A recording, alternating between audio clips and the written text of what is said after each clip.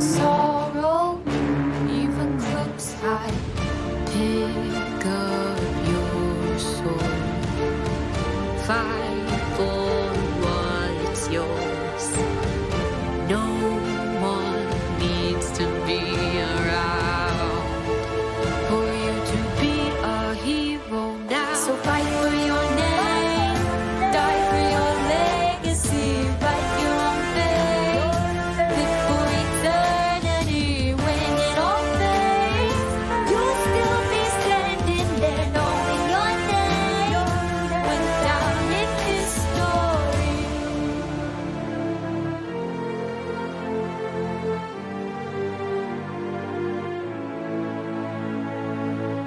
When the sky caves on tomorrow and you're bleeding, blood that's borrowed, pick up your sword, fight for what's yours. No one needs to be around for you to be a hero now. So fight for your name, die for your legacy, write your own fate, live for eternity. When it all fades, you'll still be standing there, knowing your name went down in history.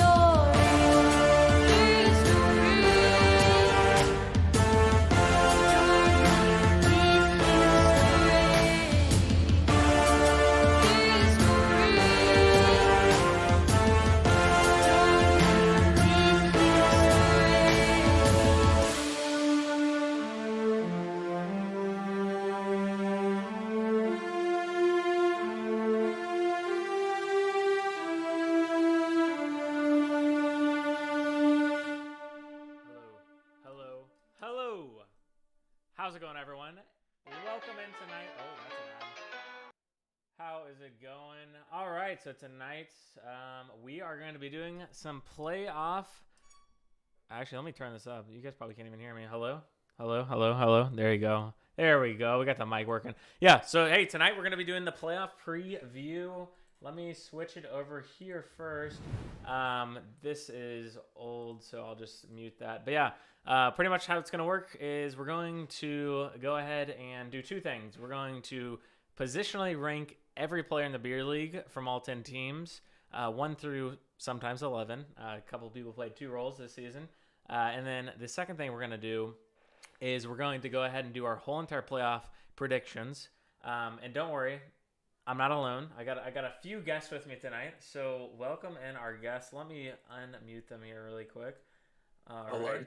And let's switch over. All right. Talk. Let's hear it. Gang, what up, boys? Hey, there we go. What up?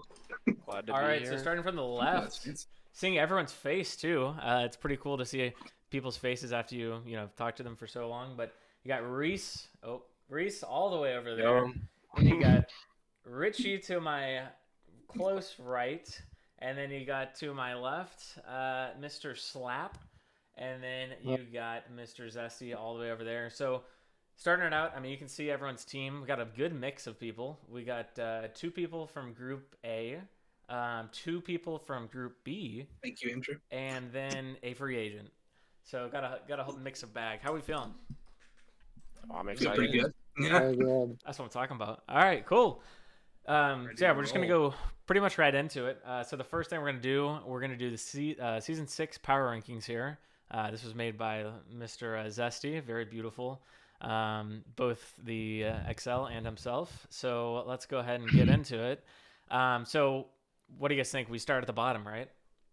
Oh yeah. Probably, yeah. 100%.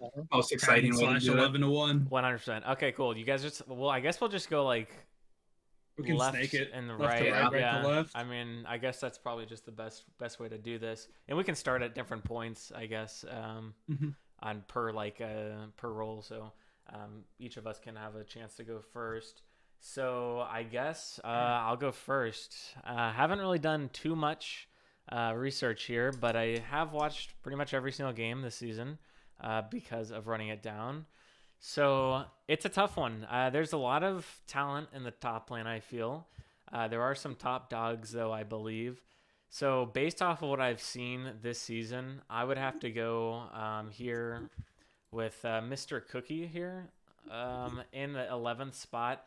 Now, reason being, one, we haven't seen him a lot. He's on bad for you guys that don't know. And second, he does play Scion. He's a Scion main. But yeah, I mean, that's just my pick there. I think it's, I'm not saying he's bad or anything. I just think it's a position to where there's a lot of good people, and he just happens to be one. He's probably played the least amount of games out of even the people that have split the time in top lane. He's probably played at least less games than them. So. Yeah, that's my 11th. Richie, you're up. What do you think? All right, so, and I feel like just to preface all of my rankings, I think the league was pretty stacked this season. So even if you're like at the bottom, you're still plenty solid. But for number 11th for me, I put Pat Jones. And again, the competition's just super good this year, but absolutely has held it down still with like all the top contenders too. So definitely can hold his own, but yeah, just that's what I got down there. Yeah, that's fair. Yeah, that's another good point. I guess before you say your like rankings, I guess you can just kind of take because I'm sure we all have different takes on what's what. So I guess for me, I'm just going off of performance only in the beer league, not necessarily like nothing to do with solo queue, nothing to do with it. I mean, it's just solely beer league and the games they've played inside of it, and nothing to do with like past seasons of beer league, because I mean, you can rank whatever off of that, but yeah, so mine's just based off of skill in the beer league. So for me, I included obviously beer league skill, but I also did include like if I do know that they offer a lot of like soft skills, like keeping team morale good and outside of game stuff like draft work and stuff, I do include that if I know they do it. Which then obviously like you don't know what happens with a lot of teams and stuff if you haven't played with them, but fortunately I've gotten to play with a good amount of people, and for me it's like impossible not to include that because I just consider that part of that player. Yeah, I think it's really fair. important. Yeah, that's definitely a good point. All right, on to You Just Got Slapped, aka Austin. Howdy. Yeah, so I ranked based on what I saw this season on both like an individual level and how they coordinated with their team. I do a lot of the draft prep for the team, so a lot of it was how do I feel when I'm playing against this team? How much do I have to consider their champs? Are we banning them? Is their pool just too big and I can't ban them out? So it doesn't like stuff like that gives you bonus points. Did my best to watch some head-to-heads if they were really close in rank. So getting, especially later in the season, getting those leads in lane against your opponent helped. Converting to wins was a big part of it too, so definitely have some of the higher ranked teams up there. Yeah, and then I did deduct if I didn't get to see you play as much. Like there are definitely some very skilled players that either weren't on teams the whole season or other stuff like that. So that's where I went with that. You're already putting my Reese pick there. Yeah, I figured. I mean, it was a long build up for it, but yeah, I figured it was. You're Reese. right. And yeah, that's what I have to go with. Yeah. Yeah, I stuck with Mr. Cookie as well. Mr. Cookie, okay. Yeah. Fair. Anything out of particular, or I guess just kind of based off what you just said? Yeah, based off what I just said. Didn't get to see him as much. Unfortunately, Bad didn't get to convert a lot of their stuff to wins and stuff like that. So fair, yeah. How it went. All right, Zesty, you're up. Yeah. So my power rankings pretty much come down to who I think can like hard carry a game. That's where my list is coming from for the most part. I like it. Who do I think has the biggest carry potential? So all that other stuff is pretty important, but I guess my list brings the what's your 1v9 potential, and No, I got it. How And good are you also- at split pushing? Yeah. Hey, How much can I ignore the rest it of is what the it is. Yeah. Can you press I'm mute on gonna- your team? I'm gonna continue the little trend we have here, and Mr. Cookie gets my 11th spot as well. Fair. Okay. All right, and all right, Reese, on to you. Well, I get to go last, so I get to repeat everything everyone said That's true. and add nothing new to the conversation. But I just want to pronounce the fact that a lot of my rankings have to do with, similar to Zach, like how much you can hard carry a game. And that could either be through just like how you want to set up the draft if you do a lot of the draft prep, but more so like in game, if you do get a lead, is your team able to play around you in order to win the game? And I am also going to go for number 11th, Mr. Cookie White Team.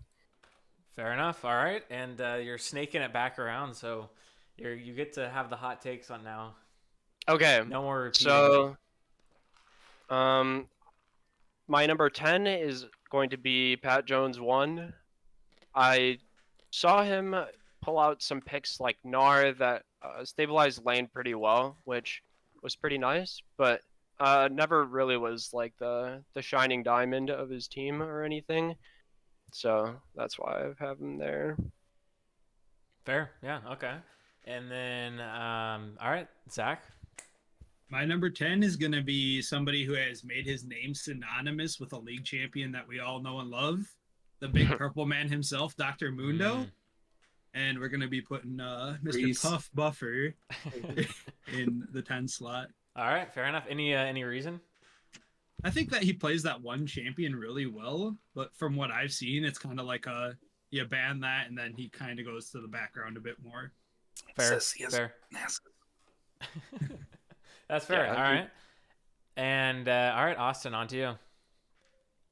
I went with Awesomenator 54.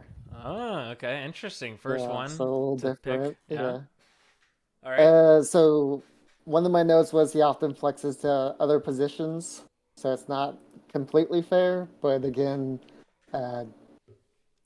so the games I did see him top didn't necessarily stand out. They definitely weren't playing the top side. LB plays the bot side a lot. Yeah. But yeah, just didn't see him play as much, and there's a lot of people. So Yeah, that's fair. Yes, 900 has been playing top a good amount recently, at least. So yeah, it's a good point there. All right, and Richie, on to your 10th. My 10th for top lane was Mr. Cookie, and ton of fun to watch play, but and definitely could be a tear in the side lane, but definitely a bit of a predictable play style. Basically, at the top lane, like I'm just gonna be in the side lane forever and just ignore the rest, whether it's on Scion or Garen or whatever. But definitely did have some good games for sure. But yeah, a bit predictable and a bit small of a champ pool. I felt Fair. that one, Richie. Just going to sit in the sideline the whole game. Yeah, yeah. Hey, it's fun for you though, dude. Like even in the jungle, just like farming all game, it's like calming, just playing PvE, and your laners are Turn on crying. mid beast solo queue flow state playlist. But seriously though, I mean, it feels good. Feels good. All right, for my number 10, here I feel like it kind of groups up for me. The next couple of people, really they could go any way. Like I feel like there's definitely tiers. I guess like positional wise, I think top lane is probably one of the weaker roles, in my opinion. Just total skill out of all like 11 players, I guess. I guess we'll just average skill. So yeah, I think there's a big group here for me. So this would kind of be like tier, I don't know, like Cookie's like tier 5, and these all three are in the same tier 4, I would say. So I'm gonna have to go with Awesomenator here. Similar idea as Austin. One, he hasn't played the role the whole season, so it's kind of hard to say. He's had some good games though, and LB themselves have had some good games, but I feel like a lot of their games do go one-sided. Like we saw not one-sided, but they do end up getting. I feel like they've gotten to it quite a bit. So. Yeah, I mean, I think Awesomenator's played really well, and it's been fun playing, seeing him. I know his Sejuani has been really good this season, but I'm going to have to put him at 10. And then 9, this is where it gets a little tougher. I think I'm going to have to go Pat Jones for my number 9. Reason being, I feel like he's done really good, and it might just be like a situational thing. He's on TT, and there's a lot of powerhouse players on TT, so he might not just get the resources that he may need. He's played a lot of Jax this season, but he's kind of in the shadows of Pyroan, and Simi no Mas is there. as well as Ched. So they got a lot of powerhouse carries on that team already. So I feel like he just maybe doesn't get enough resources. But based off of this season, I would have to go put him 9. All right, Richie, you're back up. All right, so for my 9th, I did Bobby Joe Green. We stand Bobby Joe Green in this house, and he's super solid, ton of fun to watch. I think again, just the competition in general this season's been really solid, and it's just maybe a little bit fun picks, but less team oriented picks, and often will get banned out the big ones like the Yorick and the Alawi, I believe. Fair, yeah, fair. But then after the games tonight, I made my rankings before those and watched those, and he's popping off, of course, and looked fantastic. Yeah, I remember he had a stellar York game at some point in the season. So yeah, no, but Yes. fair enough. All right, so Austin, back to you. I went a little different route. I actually went with JWM. Whoa, oh, interesting. Yeah. All right. He's had definitely some really good games. His set is definitely something to be scared of, but just couldn't convert to wins, and that's the big reason right there. I mean, they've had definitely their struggles as a team this season, so I don't blame them. But Yeah. that's where it goes. Yeah, that's fair. Very fair. All right. Yeah. And all right, Zesty, you're up. All right, my 9, and yes, I'm ready for all the spam that comes with this because I know it's gonna happen. It's gonna be Ooh. Mr. Gentle Criminal. Oh in my. the 9th spot for me. Ooh. Should I just go get him? He's in the other room. Wow. All right. That's pretty surprising. You got a one teammate here. I'm sure he doesn't like that, but what's the reason? What's the reason? I agree that so like for me, I think there's a decent split between like top 5 and bottom 5. And honestly, like for me, 6 through 10 or like 6 through 9 pretty much can go a lot of different ways. Yeah, got some tears. Yeah. So I think that out of, like I said, mine is pretty much carry potential. And he has shown that, he gets his Divine Sunder Malphite and some stuff can happen. Fair. But I think out of those, that half of people I have, I think he's at the bottom of it. Yeah, that's fair. All right. And Reese, back to you, getting 2 in a row here. Yep. I am in the same boat as Zesty here for my number 9. I've got Gentle Criminal. Wow. I think that he is in that lower tier of top lane players that their team doesn't like play around them a lot, and they like you said, kind of with Pat Jones on TT Trevor, that they don't get all the resources, but fair. Yeah. they kind of play as like a weak side role for their team, but definitely still bring things to the table. But I think that if you are put into the weak side position, that there are kind of ways that you can get creative, and I'm just not really seeing that as much. Yeah, that's fair. Definitely fair. All right, and then your first person to pick 8. Let's see what it is. I have got Puff Buffer on his Mundo. I think that, like Zesty said earlier, on Mundo he is kind of a menace, and I've seen him just right-click towers all game and kind of draw 4 or 5 members to him, which is kind of the Mundo classic. But like Zach said, I think that him off Mundo is kind of a different player, and so I think that only bringing that one really strong champion to the pool definitely lowers your overall ranking, in my opinion. Yeah, that's fair. That's definitely fair.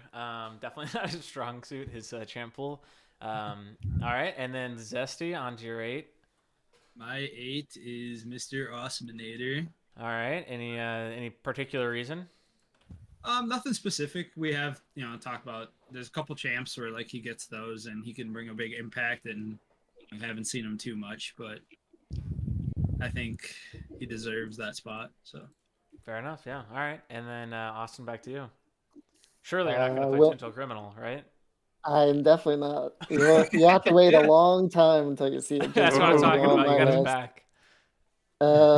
Yeah, I'm tempted, but no, I'll go with Pat Jones. Pat Jones. All right. Yeah, he's great team, but and 4-man knock up on us with the Cho, but beyond that, I haven't seen as much. So Talk about the level 1. What a Yeah, the legendary level clip. one. Classic. Yeah. Classic. Yeah. The 5-man knockup no one saw. Yeah, I know. All right, and Raheed, back up to you. All right, is this 8th? I had Awesome Nader. Just really good performances and stuff, but definitely a bit, just like seemed like tank duty lots like Sejuani and stuff.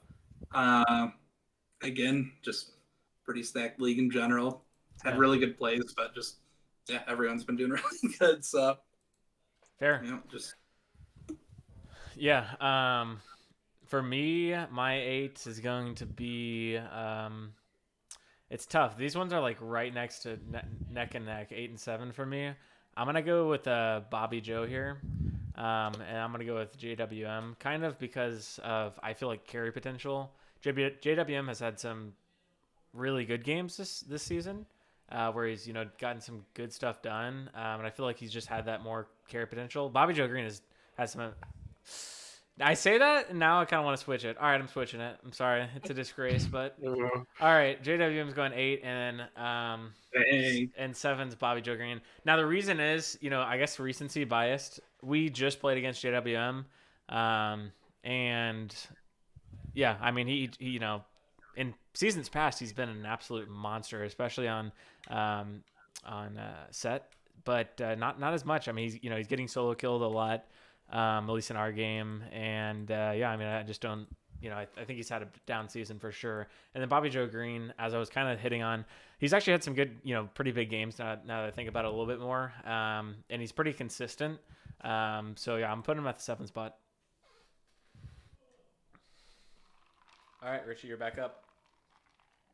All right. For my 7th, I had the old Mundo Menace Puff Buffer.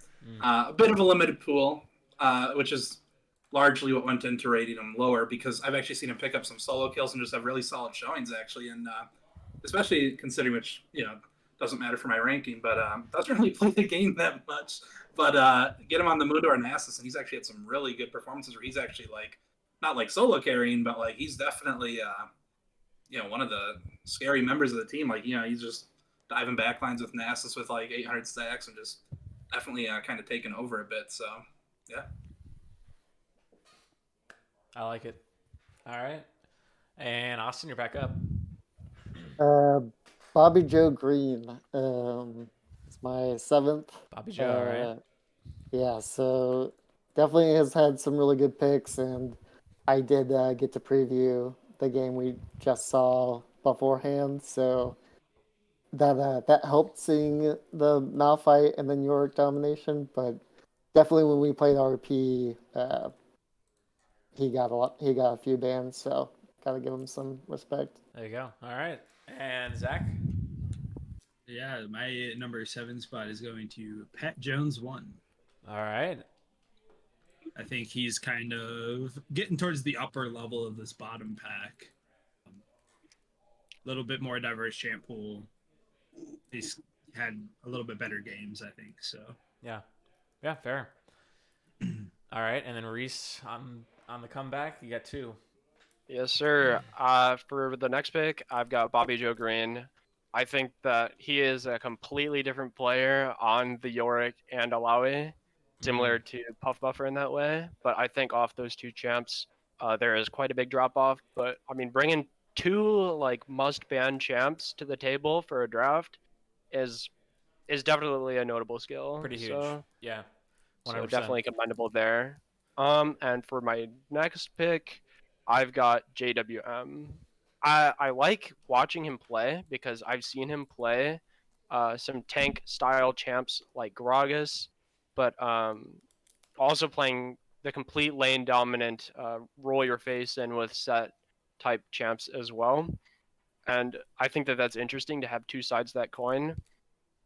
But like Austin has been saying tonight, that an important thing to notice is if it carries into wins, and it's just unfortunately that's not happening for him in IFF a lot this season. Fair, yeah, that definitely fair. All right, and then Zach, on to you. my 6 is also going to JWM. I think we've seen him kind of come down from where he once was in the beer league. I mean, he was definitely one of the top forces to be reckoned with in the past, but this season just kind of haven't seen it quite as much. So Yeah, that drops his power rank a little bit. 100%. All right, and Austin, back to you. So my 6 is Puff Buffer. I can reiterate Mundo Power. And he's has looked good on the NASA Sum too. It's good basically having to ban a top laner in the first round because he'll straight up first pick it. And y'all have converted it to win, so it looked good. Let's go. All right, and Richie. For 6th, I have JWM as well.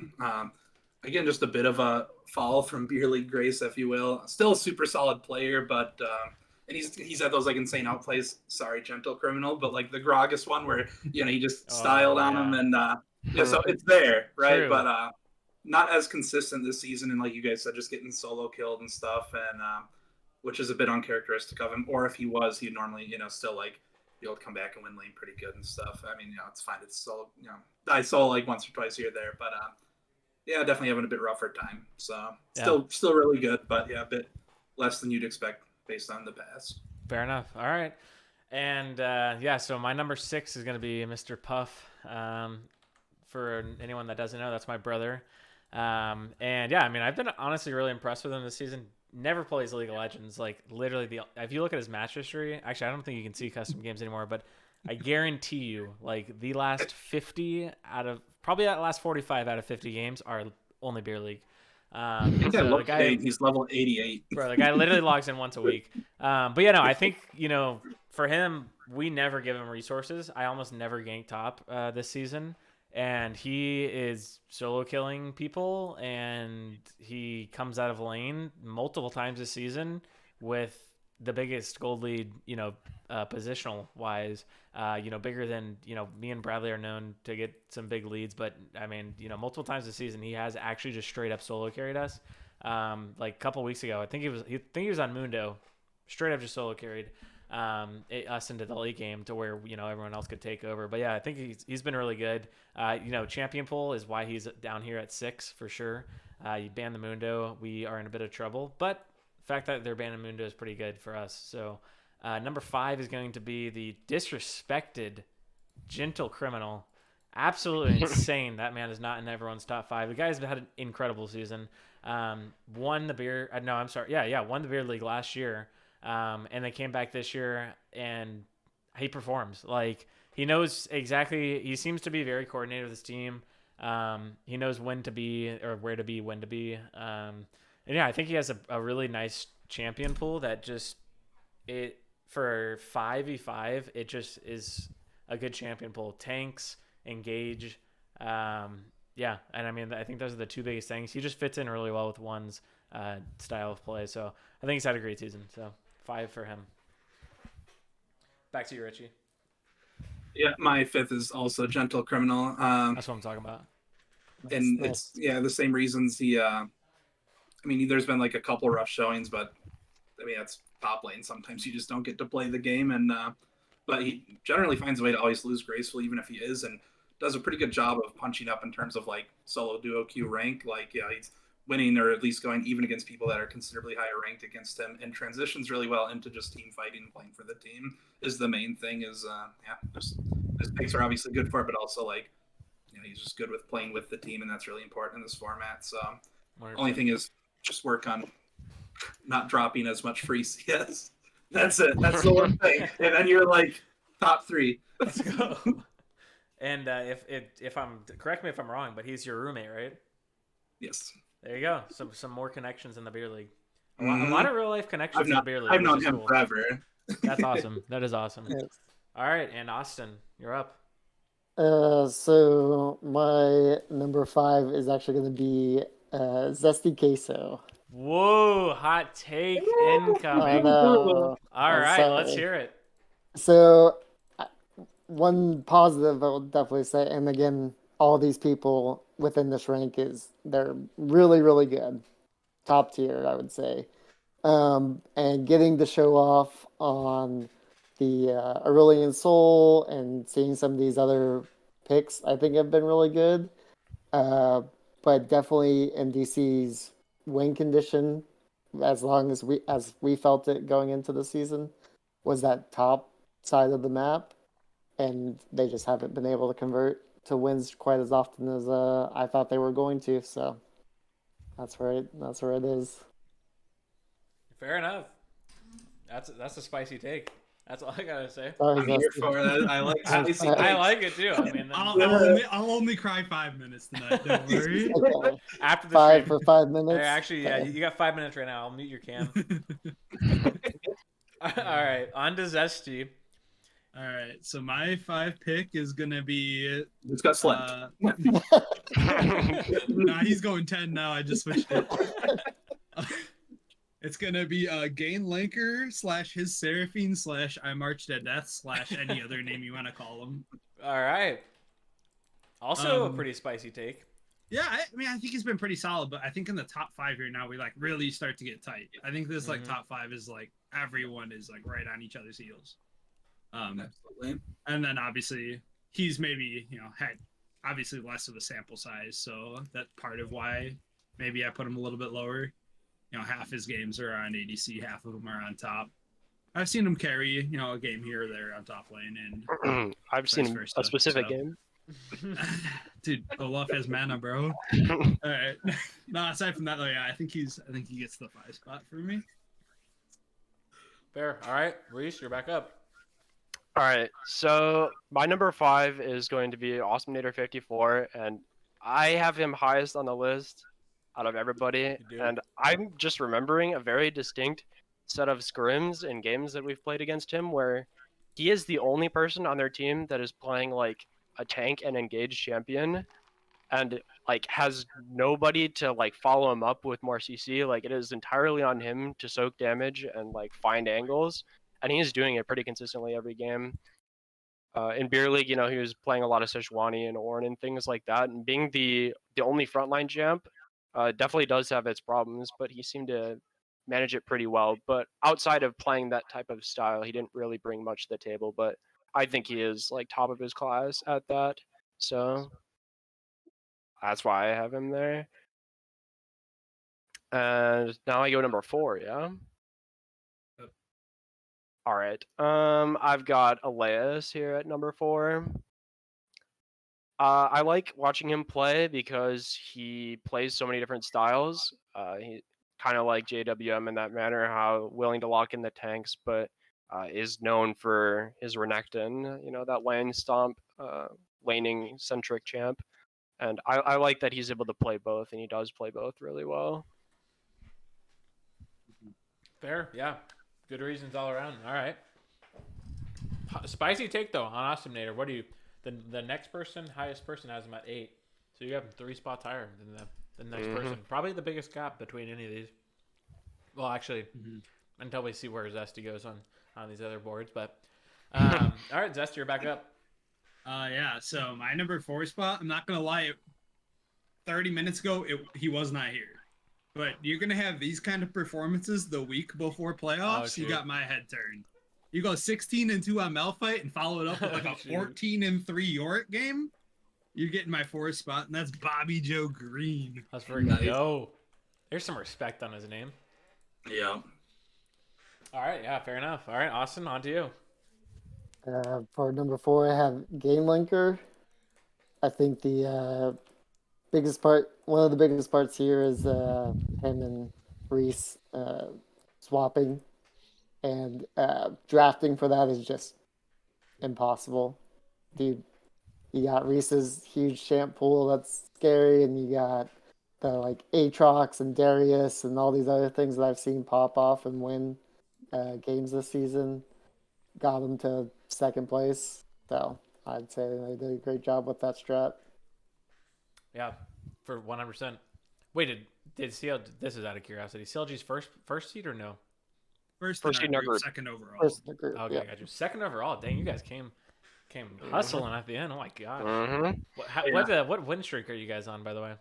2-0 win streak. It's gotta be I at least 3. Yeah. You Somewhere and around there? one I would know for were sure. Michael's saying 5 or 4 in chat. yeah. You and one, and then one. What are you guys on, Austin? 6. Sheesh. So we're 12-0 in our One last does it game. again, baby.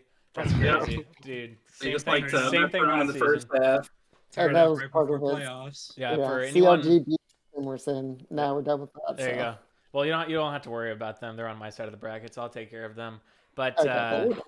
yeah, one did this exact same thing last season. For anyone that doesn't know, they went on a tear right before playoffs, and then it didn't stop, and they won the whole thing. So yeah, Like you took a game. that's true. We got Yeah. destroyed in the finals. So Only one to do it. RP on a 1 So- win streak, baby. That's what I'm talking about. All right. Richie, number Alright, 4 for my seed. 4th, I put Michael. I marched to death. Okay. Splitting time of 3, so again, less of a sample size, but True. still has absolutely shown he's a force to be reckoned with up there with a good pool. Whether it's a lot of frontliney, but I mean, even in his bruisers, I saw like a hard steel volley bear, so even that's like more frontliney than some volleys will be. And yeah, just can play tanky or bruiser pretty dang well. So yeah, definitely earning a top 4 spot. Yeah, very fair. This is where it gets tough for me. For me, on my tier list, like I had tier 5, Mr. Cookie, then like tier 4, Awesome Nader, Pat Jones, and JWM. Tier 3, Bobby Joe, Puff. Well, I guess that's tier 2. And then there's like tier 1, and we're like top 4 for me are like really close. But I'm gonna have to go similar to everyone else. I Marched to Death. I think he's had some really amazing performances. As Reese mentioned, I think it was you earlier. His performance on Olaf versus Aatrox was absolutely disgusting. And that was earlier in the season when Zesty was on a tear, literally just destroying every single person. I think you had already won Player of the Week. Like, the guy was on a roll. And then he came up against Gainlaker, and he absolutely got destroyed. No offense, Zach. Solo killed multiple times. So yeah, I mean, I think he has the potential to go toe to toe with any top laner if he has like the counter pick, in a good matchup. So that's why I'm putting him there. The next is gonna be Elias. Similar. If he gets a good counter pick, I feel like Elias can really go to town on anyone. I know he destroyed the series we played him. And yeah, I mean, I think he's really solid. Like both series, we played him twice or I guess 4 games, but 2 series this season, and I feel like all 4 games he was a factor. So definitely scary, someone that you got to look out for, and huge bounce back season for him. I feel like he's had some good seasons in beer league in the past, but I think this is his best season he's had. All right, Rich, you're up. All right, so 2 and 3 were really close for me, but I did go with Zesty Queso for 3rd. Zach, yeah, obviously super well known. Just generally rolls people in lane, super strong. The only things that I kind of gave Dakota the edge on is he is a little more willing to play the tank style and a little more familiar with that. And you do have like your Mundo games and stuff, but then also you do have a bit of a predictable style, and Dakota has a lot of macro knowledge as well. So that's kind of the difference there. All right. On to number 3 for Austin. Yeah, I'm going with the Elias as well. Like you said, I think probably the best counter pick player that I've seen this season. Does really good on that. So yeah, did a great job. Yeah, good reason. All right, Zach. Yeah, my number 3 spot is also going to Elias. All right, wow, a lot of Elias here. Yeah, pretty much all same reasons for the most part. Mm-hmm. All right, cool. He Reese? can play the go ahead. Malphite real good, and then obviously his Renekton is very good as well. And then Malphite's a pulls good- out some other stuff here and there. Yeah, Malphite's a good champ to know how to play well this season. It's very good. Yeah. All right, Reese, you're back up. All Let's see right, it. for number 3, I've got Zesty Queso. You guys have all pretty much hit the nail on the head. Predictable play style, but I mean, has been known to roll his lane and has done so many times this season, but just not enough to put him in the number 1 spot. Fair. And then, so number 2. Might as well just finish it off. Also, just everyone. Yeah, for this round. I guess, yeah. So number 2, both of us are actually going in the number 2 spot. I Marched to Death and me, because when you play top What? lane, nobody wins. Okay. So we're both going to take second place there. And I think that both of us being able to flex to get the best matchup possible for top lane, you guys have already said it plenty of times, but we make sure that top's going to win no matter who's up there, whether it's me or him. And I think that he's very confident on his pool and winning lane, and he's proven to be able to do so far. So Fair. All right, that's spicy too. Just going with a tie. Maybe that isn't spicy actually. It's probably like anti-spice. I mean, we- boring. okay, we can put me first. That's fine. Oh, there you go. Finally. Yeah. Yeah, we're just trying to start some beef in the team before playoffs start. Come on. Yeah. I know. All right. Well, you heard that, Game Linker. All right. And on to Zach. What do we got? As much as I would love to put myself first, this season was a little bit humbling for me. I had my fair share of bad games this season. A little less untouchable as in the past. So I put myself in number 2 here and give Reese the top spot. Does Look at Ben that. not play Zillion? For That's real? what I'm asking, bro. All right. And Austin, finish yours out. So for number 2, giving it to the best weak side player in the league, Gentle Criminal. Oh, let's go, baby.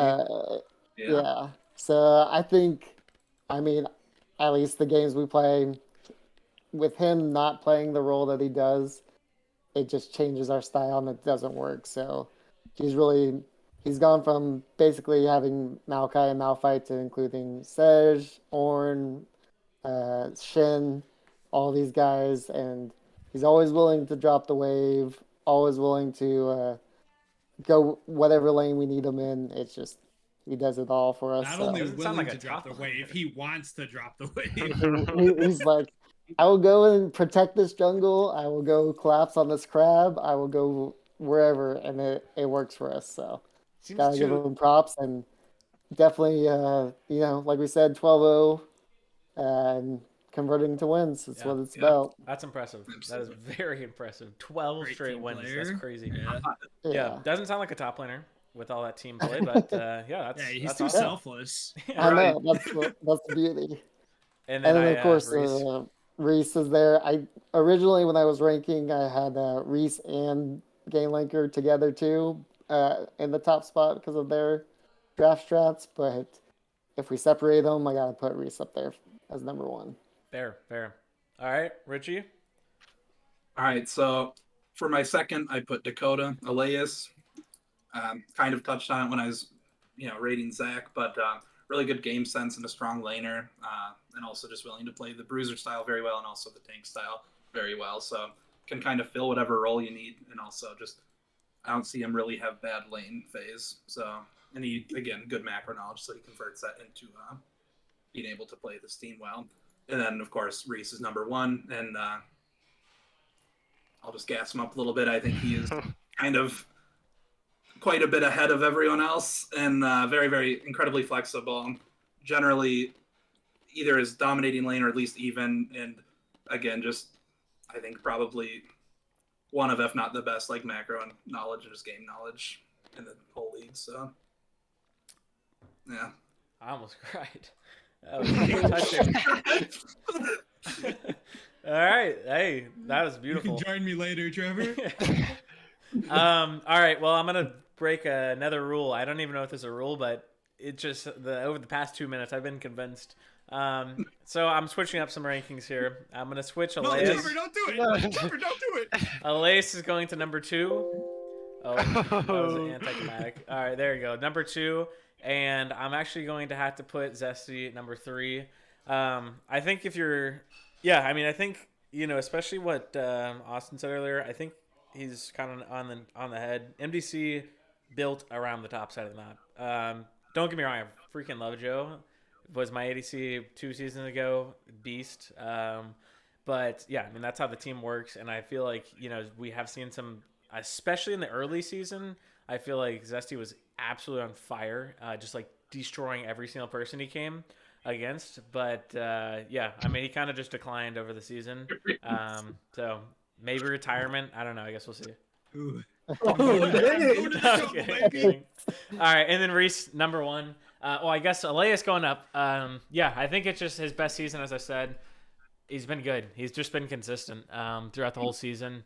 KD as a whole, like the team is so scary because Nectarish can absolutely destroy you in the bot lane. But then not only that, even if they're playing towards bot lane, you got Elias just solo killing people in the top lane and just shoving it down. So it's like it's just impossible. So definitely not a team I want to face in the playoffs. I don't know if I'm on their side or not, but and then Reese top laner. Yeah, I mean has the best macro in the league. And a big champ pool. Consistency is a huge thing, I think, in any role. And I think he's been really consistent. As you can see, I mean, his team as a whole has been consistent recently.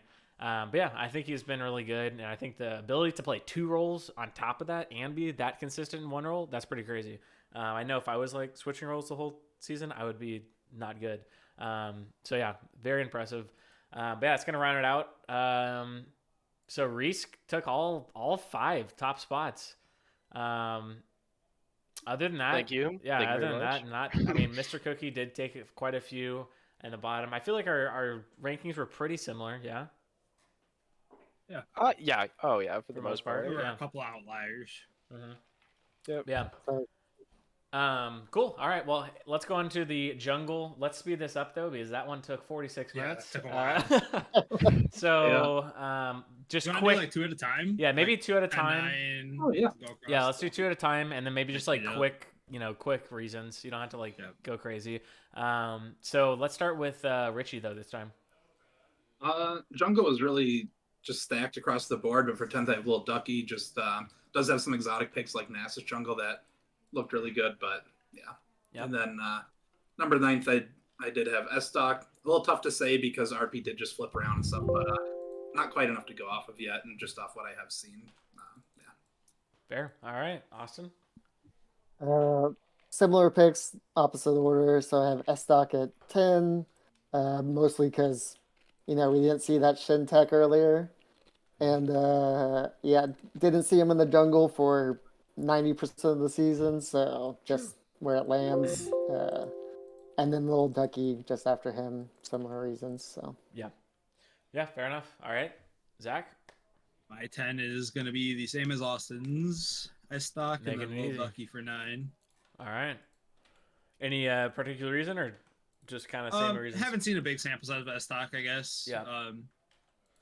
And then Little Ducky's been, not the carry, but some promise. Yeah, fair enough. All right, Reese. Ditto, Zach, and Austin. Same thing. Just haven't seen a ton of S-Stock to know yet. Yep, fair. Uh, Yeah. I am excited to watch go against Trevor in this. Wait, no, that's No, no, it's no, no. against It's Bad. RP versus Bad. That's right. Well, the Ducky and S-Stock get to go head to head. So There you go. There you go. yeah. Yeah, I'm joining the trend. S-Stock has played. I thought he played well on the other roles. So if you're ranking him on other roles, he would definitely be a bit higher. But yeah, I mean he's maybe played it 4 games in the season. Correct me if I'm wrong, but it's been pretty much practically no sample size there. So that's pretty much where my ranking comes. Yeah, Little Ducky, I think, based off the games I saw, his Wukong is really good. He didn't really play much this season. More than S-Stock, on the role, but yeah, I mean, I think he had a really good game. So that's what's up. Then I'll snake it around. So then my 7 and 8, for me, it's kind of, there's, I guess, one more person in this tier, and it would be Razormouth. I think similar. He has a good Wukong for sure, and he's had some good games. And I don't think I don't think anyone on this list is bad, but that's where I would put him. And then this is where it gets really difficult. I feel like 1 through 7 really tight in the jungle. In my opinion, jungle's the best role in the whole entire league right now. It's very stacked. It's ridiculous. I mean, it's insane. All these people are playing jungle. So this is gonna sound so sad, but it's just you're probably gonna be offended, but Will is gonna be my number 7. I think he's had a lot of good games. Well, But just based off of what I've seen and watching the games, he has a good impact, but I feel like sometimes he can be like, non-existent, occasionally, not as impactful. So that's where I'm gonna put him. And then back to Reese. Oh, okay. I've got next to Dark Tavion and then Razormouth. I really like the way that Razormouth plays Wukong. He finds a lot of good flanks, but is kind of invisible off that champion specifically. And Dark Tavion definitely seems to be kind of hit or miss in some of his games. I'm kind of struggling to see the consistency that you would want, I guess, in any role. But I mean, for now, for jungle, so that's why I have those guys there. Fair. All right. Zach. Yeah, so jungle is tight, man. 8 through 6 for me right in here. They're all Yeah, these it's three tough. share, and then I think 5 through 1 are like very close. Mhm. So my 8 is gonna be Dark Tavion, and my 7 is None Your Business. All right. Any quick reasoning here? I think so. Dark Tavion for sure is significantly lower ranked than a lot of the junglers in the current season, but True.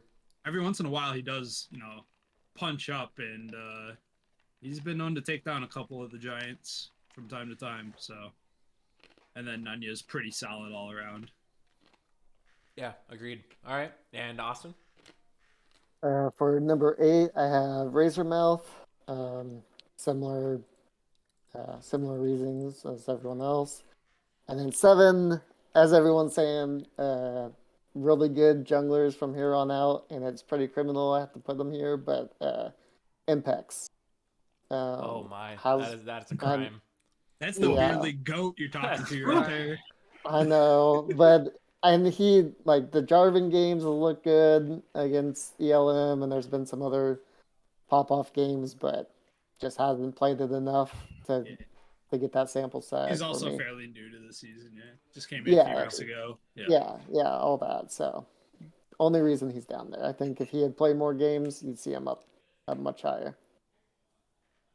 All right. And Richie, you're getting 4 in a row. So Okay, so for 8 and 7, again, jungle's super stacked, the top like 5 especially. But for 8th, I have Razormouth. But I do want to say, since I've been subbing, I have had a chance to play with him a few times, and he's like constantly trying to improve and learn. And I think he has a ton of potential. So I would not be surprised to see him just pop off if he plays again next season. So really excited and hope he does that. And Dark Tavion's just had a really solid performance, especially with how stacked jungle is, and especially on these tank picks like a Moo Maokai. Finds a lot of good flanks and facilitates his team very well. And then for was that Dark Tavion? 6, Sorry. Dark Tavion for Okay, 7, cool. sorry. Okay. And then for 6, again, feels a little scuffed to have him down here, but again, jungle's just so stacked. For 6, I have Fusro. Super good player, does a lot of different styles and stuff. Has facilitated his team super well too. I think jungle's just super good right now, so I don't know. It feels scuffed to have him down there, I but saw again, Austin's the face. top 5 is just insane. I know. I Yeah, don't know. And then Okay. 5th is Mpex, just because of past knowledge. I know the guy is just insane, and he's been looking super good coming back just immediately, just back on a tear already, and really excited to see what he can do. I know IFF, obviously, I know they've been struggling, but I think they got potential, so hopefully I can see some games out of him, and yeah. All right. And on to you, Austin. So number 6, I have Dark Tavion. I really want to give him props. All his laners are really good, and he facilitates them and plays the role he needs to. He's looked really good there. 100%. And then number 5, I'm putting Cody. Whoa, spice. So, yeah, they're all really good. It's just, and he pops off on kills, but to me, it just hasn't. And the theme I'm going with is converting to wins, and it just hasn't done it as Fair. often as I'd expect it to this season. So, yeah. There. All right. Zest, you're up. Yeah, so for me, for 6th spot, kind of rounds off the kind of mid-tier jungle, I think. That's going to be Razormouth. I've talked to him a few times and I've like listened in on his drafts and whatnot. He does a lot of like that behind the scenes stuff for that team, and I think his shot calling is like really good in game. So I think that's why he gets 6 for me. Is that the Taco Today? Is that the? Yes. Yeah. Yes. Yeah. Yes. I've watched their comps too. So true. He's like Yeah, very absolutely. influential in that team. So yeah, want to shout out to Razormouth too. I forgot that's your actual username. And then my 5 spot is gonna go to Cody Was Tiny. Wow. Like I said, this top 5 really gets super tight for me, and I don't know. I know he's high ranked in solo queue, and he's a good guy, fun to play with. That's I your think teammate, bro. sometimes the shot calling and turning the leads into wins isn't quite there. So I'm hoping we turn that around for playoffs, but Yes, sir. for now, I think that's where we got him. All right, Reese. All right, so now, like we've all said, jungle super stacked. But for my next picks, I have Fusro here, and then just above him, I've got Cody in 5th. I think that Cody. It seems like you were surprised that we have him here, Trevor. But I think that he does thrive in solo queue because he does play a lot of these assassin style picks that snowball really really hard. I just don't think that transfers over super well into beer league. And like Zach was saying, seeing that transform into wins is not super consistent thus far this season. That's why I have him there. Fair. Very fair. All right, and on to me. Man, this is where it gets tough. So what do I got here? So next I'm gonna have to go. Wait, this isn't right? I stock. Yeah. Wait, Darktavion. Sorry, I'm doing math.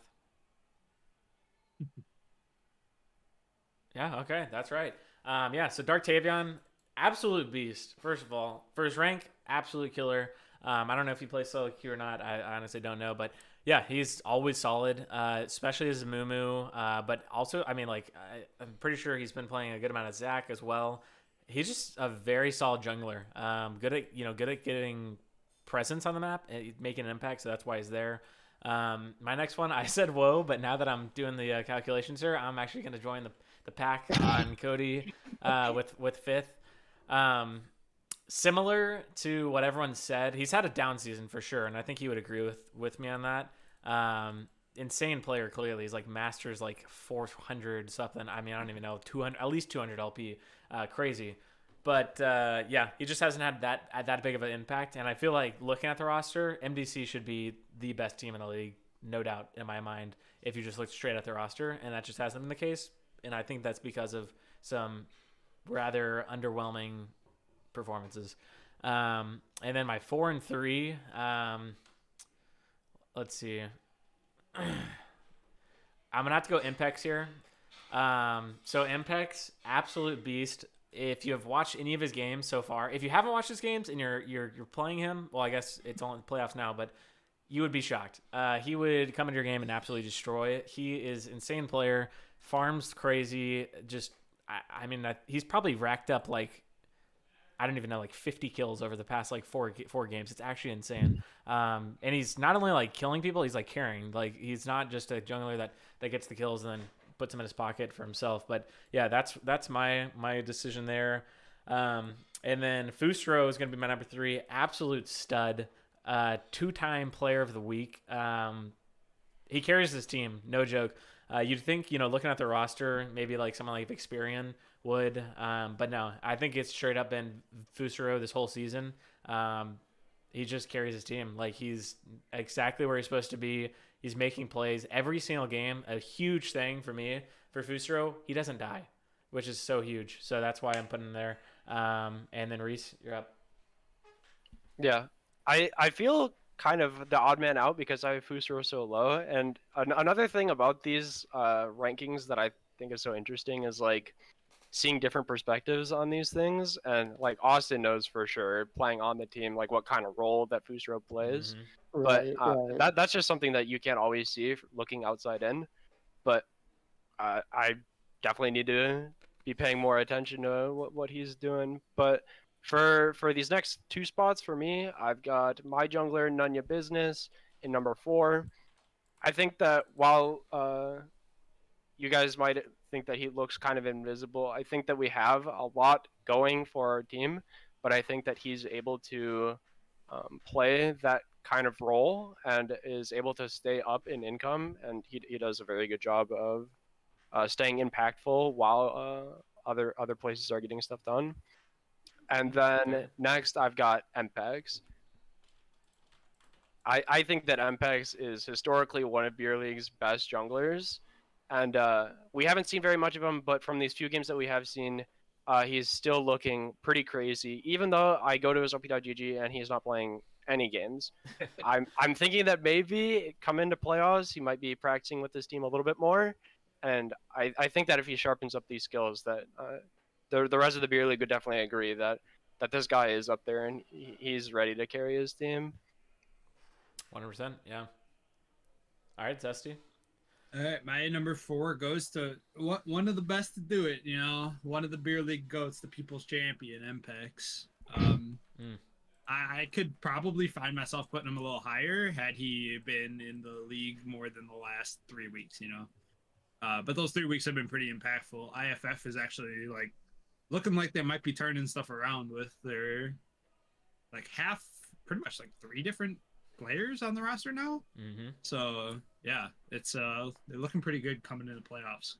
And then I got the honor of playing with this next man, my number 3 for one series, because we had a little scheduling conflict, and that's gonna be Fusro.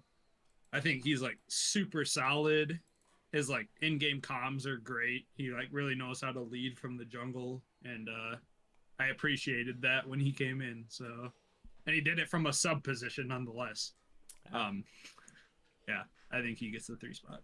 All right, Austin. Good deal. Good deal. Number 4, I'm going Nunya Business.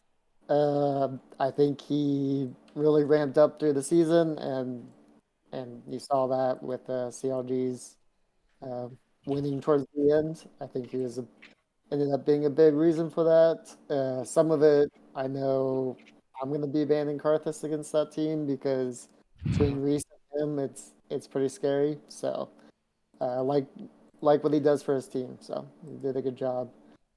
And then number 3, I'm going Pyrion. Ooh. Very interesting. All right, let's hear it. All top 3 junglers are my very, very top tier. Pyrion has no doubt been, I would say, the most feared jungler of the season, and it's almost guaranteed that he's gonna get stuff early. And if a lane blows flash, he will be there.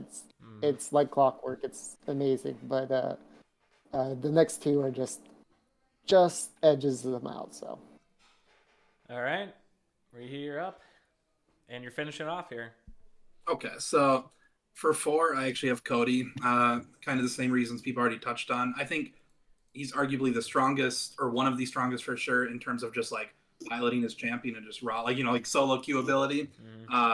And kind of what made the top 3 for me kind of beat him out is the more soft skills, or just macro stuff and just playing with the team. So I have him at 4. I actually have Will at 3, Nunya Business, and almost even put him higher. But yeah, he's just very flexible. I think he's always thinking about what his comp should be doing and building a comp that coheses well, and also on top of that, what the enemy comp wants to do to win, and he's playing around that he's very cognizant of that all the time, at least when I talk to him and stuff. So I think that's really important in a player. And then for 2, I have Pyroan. I got to play with TT the other week in rough series, but he was super just well, obviously he's a really good player, but then also just really kept morale up, and just made sure everyone was still in it, and I think that's really important. And then, of course, for 1, I have you, Trevor. My back is sore. I think, again, jungle's super stacked, and there might be people that, that you could argue are better mechanically or stuff, but I mean, you always have really good performances there too, so that's really close too. But then it just comes down to really good shot calling, and you just never give up until one of the nexuses blow up, and you're always just, you're pointing out oh, this person's got a bounty. There's objective bounties. Like you're always looking for ways to get back in it, and you communicate with your team very well. So that's what put you just on top for me. So Thanks, man. yeah, no problem. All Earned it. right, on to Austin. I'm gonna snub you there and put you at number 2. So I think the picks are amazing, impossible to ban out, even though we see people try every game. Definitely best smiter in the league. So many hype smite steal plays, very fun to watch. But number 1 goes to the 2-time Player of the Week, Fusero. Let's go. I Is that think- how you say it? Fusero? Fusero? I probably butchered his name, but yeah, Fusero. Yeah, I think so. Coming into the beer league last season, my read was you have to be active early, and he has done that for us. Like if you look at kill participation before 10 minutes, I'd say he's almost 100% every time. It's amazing, and then I'd say we probably have some of the fastest dragons and souls and invades and everything. So all that credit to him. Huge. All right. Zach? Yeah, so my top 2 are obviously really close, but my number 2 spot is going to go to you, Trevor. My back is sore. Always great shot calling, good champ pool, scary if it gets ahead. But my number 1 is somebody who I can almost bet my life every game he is 5-0 by 10 minutes, 6 minutes. Like, I swear to God, that's Pyro. And, like, he will pick a lane and just make sure that lane does not get to play the game, whether it be top, mid, bottom. It just completely removes a lane from the game, which is just invaluable. Yeah. Fair. All right, Reese, you're up. I'm gonna go same as Zach. My back is sore in second place, and then Pyron in first. But I think that this whole role is so stacked. It has been in seasons past, but even this season, it's the most stacked it's ever been. And I would happily slot in, any of these guys, especially in the top 5 or 6. That you put any of these guys in the jungle, and they're gonna be doing all the shot calling and trying to make stuff happen. But I just really think that Pyron does it most consistently. And even if you know that he's like playing something that has to get stuff done early, like Trundle, for example, and you're aware of that, he still just is able to find his angles, which is so crazy to me. Yeah, fair. All right. Then I'll finish it off. Tough one, honestly. It's always fun to put yourself first just because. I kind of battled back and forth with this one. Despite my last comment, I'm putting myself first. Reason being, so we played them earlier in the season. We got absolutely raped. Like, it wasn't even close. Pyrean got a pentakill level 1, which just snowballed the whole entire game. As if you guys don't know, Elm invades every single game, and TT did the research, and he got a quadra-kill level 1. And then the second time around, we played them. We absolutely destroyed them.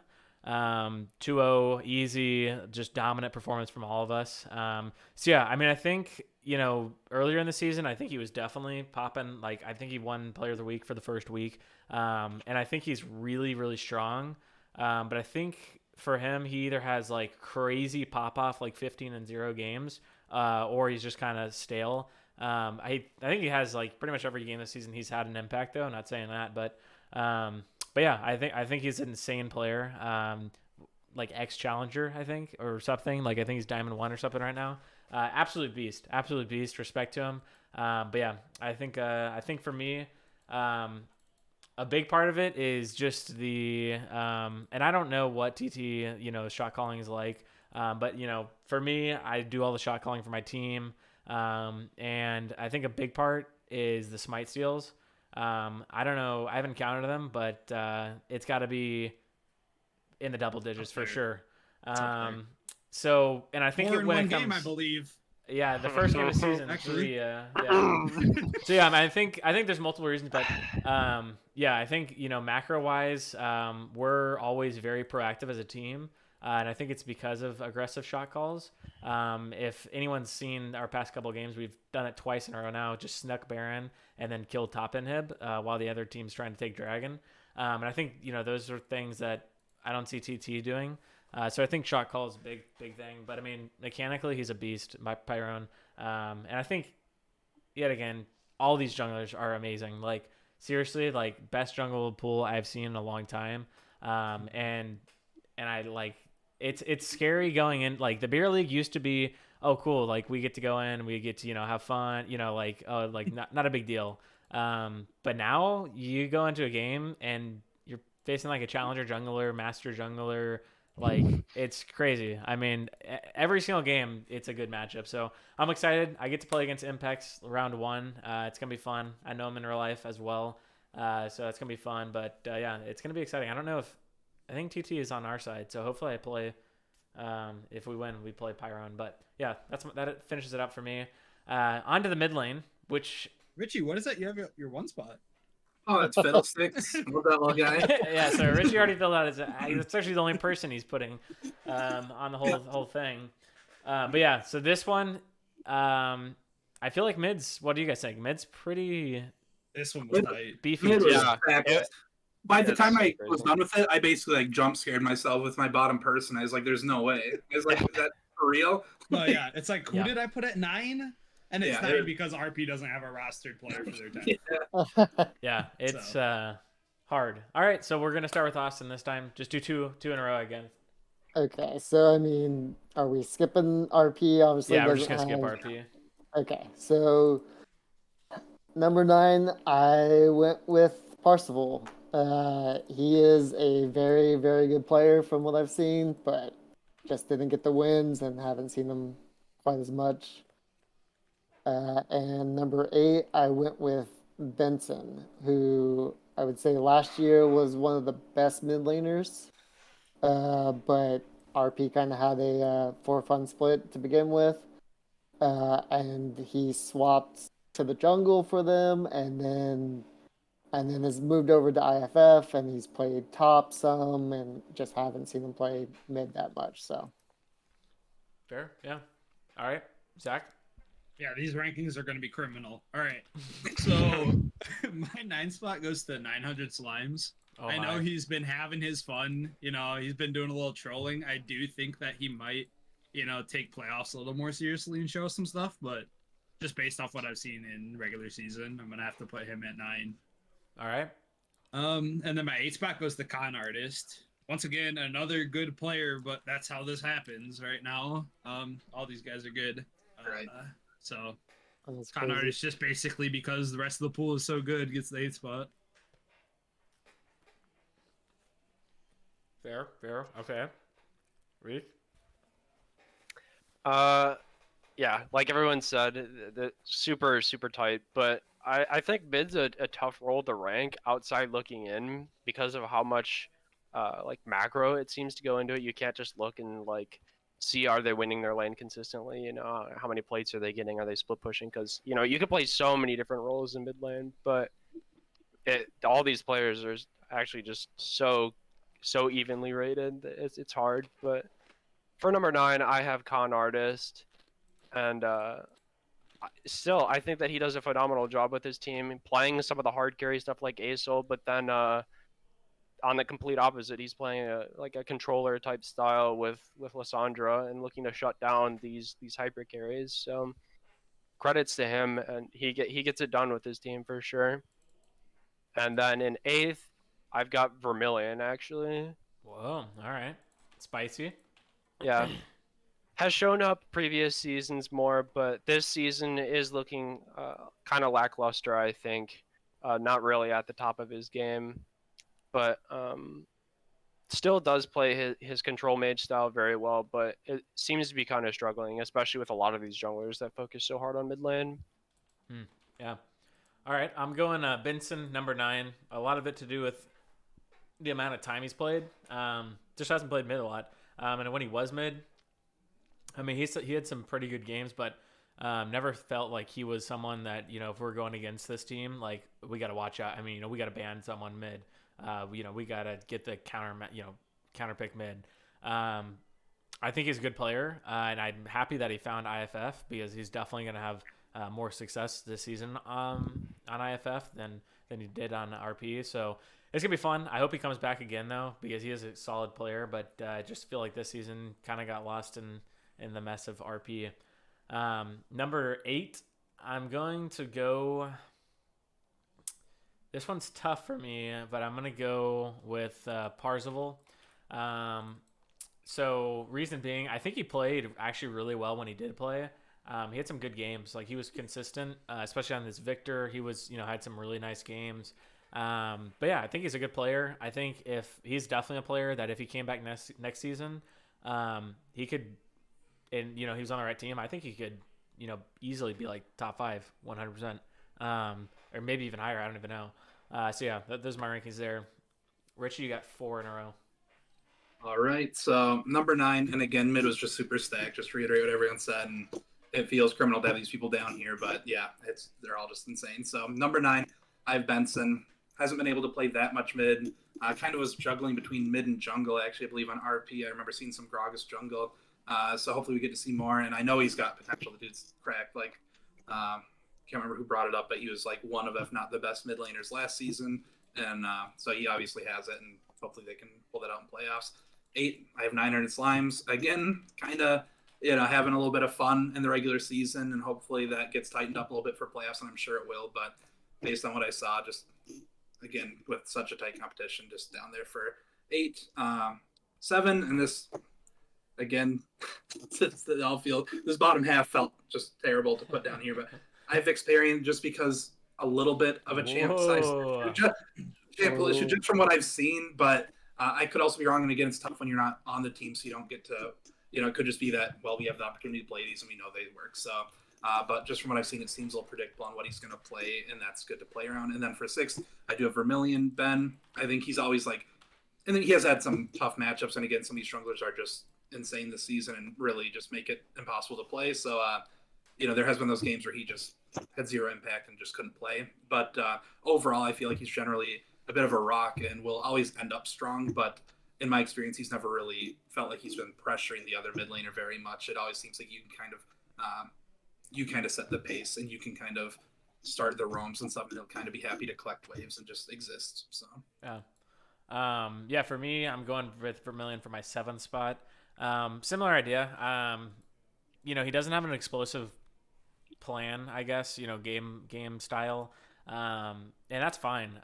But I feel like he just hasn't had as big of an impact. He's had some great seasons in the past. But it kind of goes back to what I was saying earlier with Cody. The whole MDC roster is based off of these three players, in my opinion. And you just didn't really see it. You just didn't see massive leads generating out of the mid lane.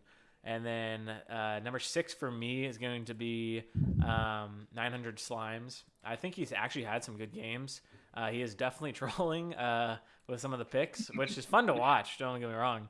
But yeah, I think he's actually had some good games, whether it's in the top lane or the mid. But yeah, I think he's had a good season. So it'll be interesting to see what they do in the playoffs and kind of if they can continue to do what they've been doing or what's up. But because I think they actually have a super solid roster on LB, so interesting to see.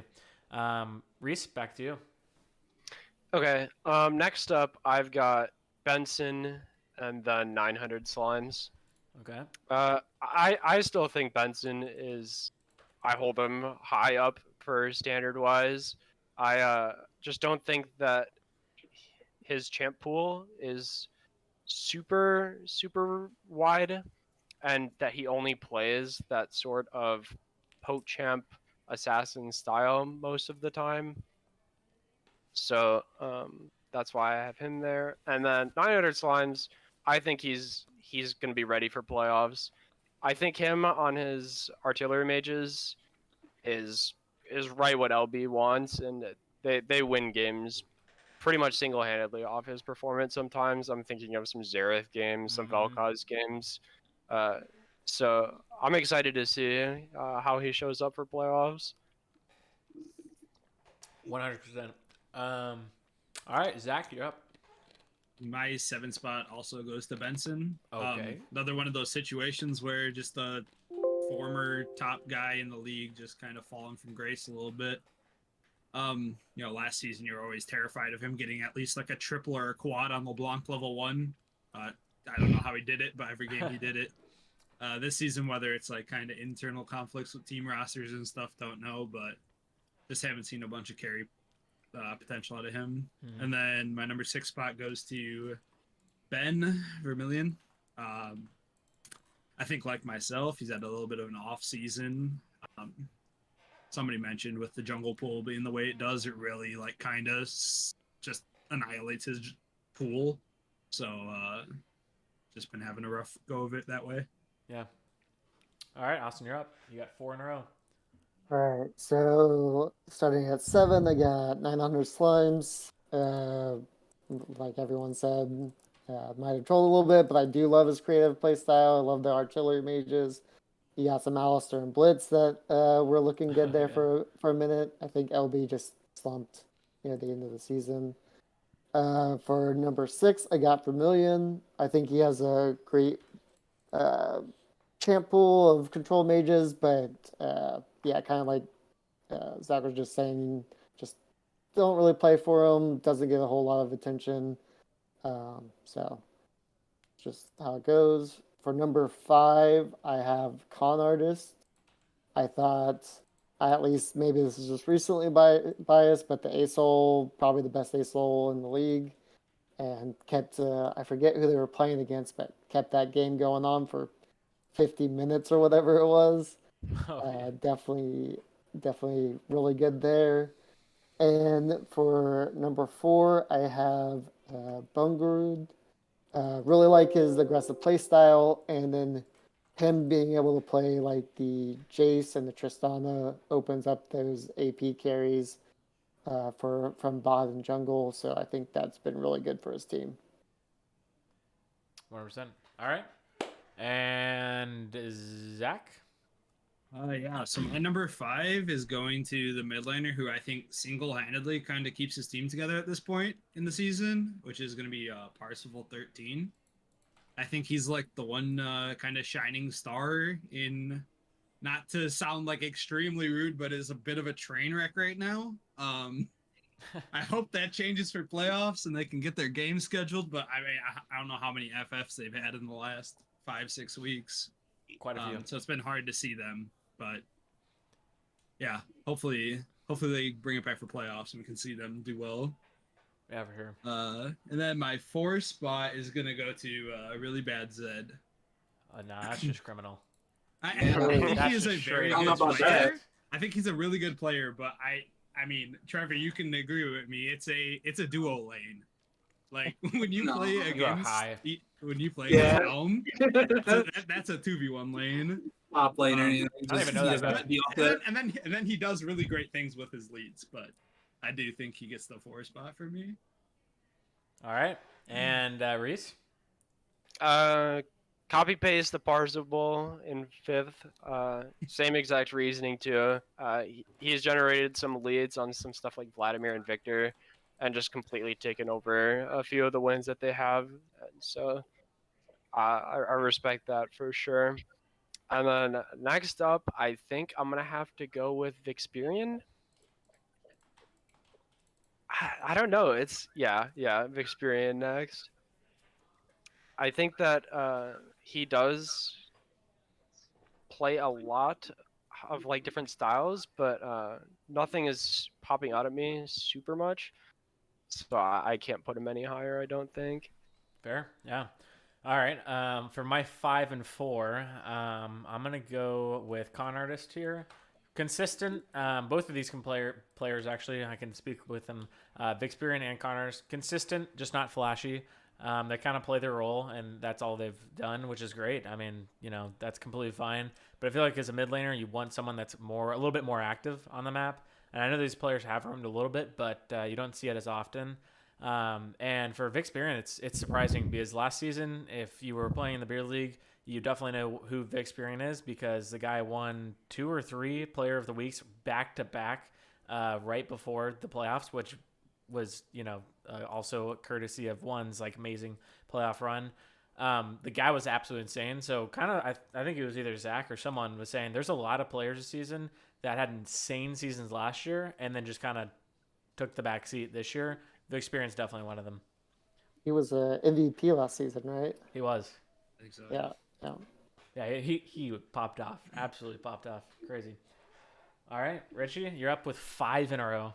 I was gonna say, should we just finish? Yeah. Yeah, The whole you just group? finished it all. All right, so for 5th, I have Con Artist. Really solid performances from everything I've seen.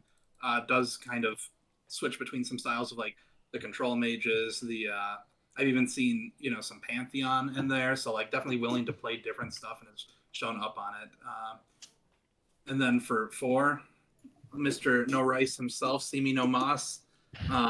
Super consistent. I know he'll always say, well, I'm getting carried by my jungler, but no, dude, you're very good. Like, has consistently done well. I don't know if I've seen him have like a bad game. He just always finds a way to be, strong by the end of the game when you need him to. And then, just really solid. For 3rd, this is actually, top 3 were really tough. I have my boy Tom Bongarud. Always, and this is now his 3rd different role in the beer league. He's done top, he's done jungle, now he's doing mid. Has popped off in all of them. Can play different styles, but obviously known for the more aggressive picks, and he likes the playmakers, and he almost always shows up on them. Of course, with playing playmakers, that carries the risk of that backfiring, but he generally recovers from that very well too. So 2nd, I do have Parzival. I'm kind of surprised he's so low, and I know you guys are saying like how much it converts to wins, and while I do agree with that, I do think the wins they did get were almost exclusively off of his back. And I did get, Spicy. as subbing, I got the chance to play against him twice, and very solid. We literally drafted a comp exclusively around shutting him down, and that was like, and he still almost popped off. Like, it was Syndra Vi mid jungle, and it was like, just go for him, and he still was like finding ways to be very effective when the whole comp was just like, run him down repeatedly. And then of course that leads Bradley, really bad Zed for number 1. He entered like the mid lane, like hyperbolic time chamber or something this season. I think he's like diamond 2 or 1 or something. Just always been super solid. And he was always, and I think he's done a ton of growth the last year in mid, where he was always a really scary assassin player, but now he's a really scary assassin player and a really scary control mage player. So you can't just be like, well, he's going to play an assassin, so we can just draft around it. Now he'll outdo just about everyone on this list on a control mage as well. So very handsome too. So that's a plus. Yeah, That's so my 1 through 3, I'm just gonna finish it off myself. 1, 2, and 3 really close to me. I think both of these guys have had good seasons. I'm gonna put See Me No Moss 3. Great season. I actually think See Me No Moss is really underrated. Even last season, he had a great season. I mean, the guy always plays well. And yeah, I mean, when I play against him, I don't take him, lightly. He's definitely a very solid mid laner. But these other 2 guys just had, very good seasons, like just incredible seasons. Bone Grood, number 2. Bone Grood absolutely popped off this season, especially in the beginning. He carried it out with consistency throughout the end of the season, but especially in the beginning, he was just absolutely destroying. Had just a great season and insane. Like Rihi was saying that he's role swapped 3 times now, and I remember playing top lane, and he was really good in that role too. So pretty crazy. And my number 1, to me, it's not even close. Like, it's bounds away. Couple reasons. 1, champ pool. The guy can play any champ. If we say, hey, we need you to play this because this is the best counter, okay. And it's just like, you don't see that often. You either see someone, really good mage player, even like in the LCS, you see this really good mage player, or like really aggressive. The guy can do either. You put him on Zed, he's going to probably get like 5 kills in the first 2 minutes. Now, don't get me wrong, he has had some assistance from his jungler that likes to gank him. But yeah, he's really good. He's been a huge part, and kind of part of my hot take. That's why we're going to win the finals, because we have Bradley, and that's the difference maker this season. Hot take. All right. Reese, you're up. All right. So See Me No Moss is coming in for number 3 for me. Super consistent player. Definitely does well with the resources he's given. But doesn't really outclass the rest of the cast. So for number 2, I'm gonna go with Really Bad Zed. I've got to put some respect on my boy Bone Garud for number 1. Uh, like Michael has said it in chat just a little bit ago. I mean, you just put Dom on any champ, press tab 10 minutes in, and he's 14-0. It's just like he's gone through so many different metas this season where it's like Rise, Kassadin, and then like the Trist kick, and then now like just Silas and Jays and stuff. Like it's just no matter what you put him on, it's just like, oh my god, like he's just going crazy. And he actually pentakilled on Tristan in a beer league game earlier in the season. Yeah. One of the True. few this season thus far. So big ups to my boy Tom, but a lot of respect for Really Bad Zed as well. All right, Zach, you're up. So my 3 spot goes to this. He's just super solid at whatever he plays, and he does it all without ever having eaten rice. Give this man a bowl of rice, he might be number 1. Number Ooh. 3 goes to Simi Nomas. Super consistent player, pretty much all around. My number 2 is gonna go to Vixperion. I personally, playing against them, I haven't seen the complete fall from last season. I think he's still like way up there with the best of them. Always getting ahead, doing his thing, especially if you give him a Nivea. And then 1 goes to Tom Bone Garud. Similar to what Reese said, but what I'm saying is you hit tab at 10 minutes and he's got 150 CS. Yep. It's like the man's inevitable. He'll get I- his money and then he'll carry. I don't understand. Like we could have some like complete dumpster fire games where it's just like 5v5's mid and it's just like he's got jungle in his lane perma and it's just he's like I'm just doing so bad. It's just like you hit tab and he's still like 11 CS a minute. It's like what's going on? Yeah. He's just inevitable. So he gets the 1 Jeez. spot. All right, Austin, finish it off. Oh, you're muted. Oh, muted. muted. Muted. Oh, Muted. uh-oh. Muted. Austin muted Muted. Muted. Muted. I think, on Discord. yeah, he's There you here. Yeah, we made it. Hey, there you go. I'm right. back. Yeah, so I was gonna reiterate, Bone Groove was included in my top tier here, so props to him for all of the things y'all have said. But number 3 goes to Simi No Mas. Just really good all around. Works really well with Pyrian, who definitely those 2 I feel like when they get ahead, steamroll the game. So good work there. Number 2, I'm going with Really Bad Zed. As everyone said, the mid jungle synergy is insane and easily the biggest champ pool of the beer league. It's really impressive to see the different play styles that he brings to the team. Pretty much whatever they need, he'll play it. And then my number 1 going to my mid laner. One of my big reasons here is I don't think anyone else has a 100% pick ban, 100% win rate like Vix does on the Nivea. True. True.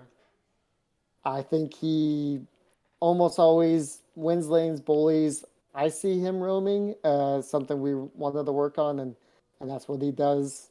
Helps collapse with Fusro and does it all really well. So props to him. Fair. Yeah. All right. Cool. All right. Let's continue to speed this up because we're still going a little we're slow getting- here. But 5 people, so you're getting a lot of hot takes. It's just taking a little bit longer. So let's go on to ADC. Maybe let's do like 3 at a time now, just to speed it up even a little bit more. So Austin, we're starting with you. Okay. I think it was me last time. I can go So, again yeah. though. Oh wait. I think it's on me. Okay, just kidding. Yeah, Zach, yeah, you're up. Yeah. So My bad. 11 in this role as well because we have the CLG top bot swappers. Yep. My 11 is gonna go to Funky Cube. Like I said, my list is pretty much based off carry potential, and I feel like I haven't really seen that from him this season, so that's why he gets the 11 spot. Number 10 is gonna go to my ADC, the Arch Lecter. Boy, is he one heck of a value player, and if you put him on Heimer, he is gonna say the most hilarious things you've ever said and pop off probably. And then number 9, I have I March to Death, Gain Linker. I believe, I put him up there decent ways on the top lane, but I think that's definitely the stronger of his two roles. When he gets on the ADC, he doesn't quite have as big of an impact as I think he does top lane. Fair. All right, Reese, you're up with 3. So this is unfortunate. I have to keep going right after Zach because he just keeps taking the words out of my mouth. But I've got the same ranking: 11, 10, and 9. Actually, Funky Goob, then the Whoa. Archlector, then Michael. I marched to death. I definitely do think that Michael's better role is top lane, so I have him at much higher regards up there. But he definitely does fill the role that he needs to when we do want to put him on AD carry, and so no hate there. He definitely does his job well. And same thing for the other two guys, though. I think that Funky Goob, when he's on Jhin, is a pretty good facilitator. But outside that, it seems kind of lackluster. And then same thing with the Archlector on his Heimer. Fair. All right. Yeah, for me, it's going to be Funky Goob, number 11. Didn't see much from him. Honestly, though, I do remember a few plays, though, that he kind of popped off. I think it was on Jhin. So it's just kind of the theme with bad. I would love to see him play again, in the beer league and see kind of what they got. Because I feel like they, do have some really good players individually. They just didn't really get to, ever play. So yeah, I mean, that's pretty much where I'm putting him. And then similar reasoning, Stubborn Ox is going 10. Haven't even seen him play, actually, because I haven't watched these past weeks. Did he play this week, right? He did, yeah. Yeah, so I honestly have no idea. I know he was on IFF for a while as a jungle, and he was decent there. So I'm gonna put him 10, but excited to see kind of what he does, and go from there. And then number 9, I'm going to have to put. I'm gonna have to put I March to Death. I'm gonna put the Archlector actually. Freaking love Joe, as I said earlier. Super awesome dude. And yeah, I mean, for what he's ranked, it's crazy. I mean, he makes great performances. He's a team player too. I mean, we put him on Sivir like almost every single game last season, and no problem at all. Or maybe he did, and that's why he left. But who knows? Yeah, but he's a team player, so and he's good, and he had some good performances. So gonna be excited to see what he does in the playoffs. I can vouch for the team player. We make him first pick pretty much every draft. 100%. 100%. All right, Richie. All right, so for number 11, my analysis was more just, a cry to you, Trevor. I have sub to Just Buffer, but I said he'd literally be first place if his team would just stop banning his cast AD carry with Singe support. And this is just like, I'm Guys begging are you, just let him crying. go all out in the playoffs. Like, just let him do it.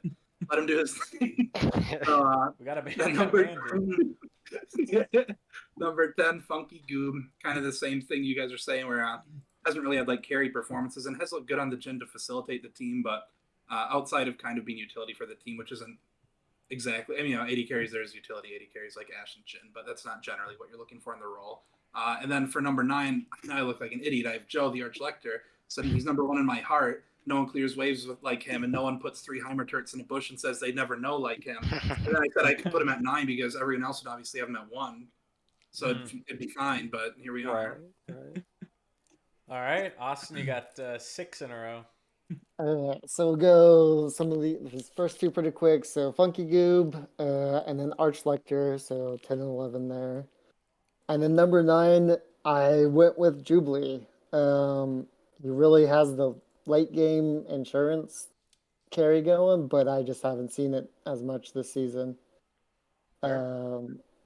So then 8, I got Stubborn Ox. I think he hasn't played much, but the games I've seen him play look good. I kind of know him a little bit outside of Beer League, not from an AD carry standpoint, but just an all-around good player. 7, I have Boozle. Again, only because I think we haven't seen him play that much. I love seeing this Ashe every game. It looks so good. And he's had some pop off on Jinx and Zeri as well. So, almost sad to put him here, but that's where it is. And then I got one more, and that's where I'm putting Game Linker. I felt like he did fine. I liked seeing the Seraphine, and of course the draft that it allows the team just looks good. So Yeah. Yeah, fair enough. All right. Richie, 3 more for you. All right. In this one, admittedly, I probably just haven't seen enough, so I could just have a bad take here. This I have Ched for 8, but I feel like every time I've seen him, he has been doing really well. So yeah, maybe I just need to see more. But yeah, I have Ched for 8, and then for 7, I do have Michael. I March to Death. I do think Top is a stronger role, but he has one thing I like about his bot lane though is he was willing to play an Enchanter and Seraphine, and I think that opens up a lot for the team draft. And then for 6, I have Boozle. Love to see him come back and have a super strong performance. Again, just haven't got to see him play enough. I think if he was playing the whole season, it'd be a lot easier to put him up higher because he's been just doing awesome every game I've seen. But yeah, just haven't seen enough this time around. But definitely excited to see him in playoffs. So Fair, yeah. All right, well, I'm going to go ahead and go with Gainlinker here, or I March to Death. Yeah, I think he's been better on top lane. Kind of, I think someone else said that, and yeah, I think that's true. He's had some good ADC games, but you don't see the same impact that you see top lane. And then, which is interesting because Reese and him both got a lot of votes for top lane, so it'll be interesting to see how they do that in playoffs on CLG. And in ADC number 7, I'm gonna have to go with Jubilee here. He had a really strong beginning of the season. I think the guy's like great player. Also love to hear him in comms. He's fun. But yeah, I feel like later in the season, kind of just LB as a whole, but also Jubilee, kind of just dipped off a little bit. So yeah, that's kind of where I would put him. And then number 6, sub to Just Bever, my ADC. Definitely has had a down year. My theory is it has to do with Bradley. Instead of camping bot, we do tend to camp mid now. So he's been lacking resources, but I think he's still a really solid player, and I wouldn't be surprised if he carries a game or two here in the playoffs. And now Reese. All right. Next up, I'm gonna go number 8, Stubborn Ox.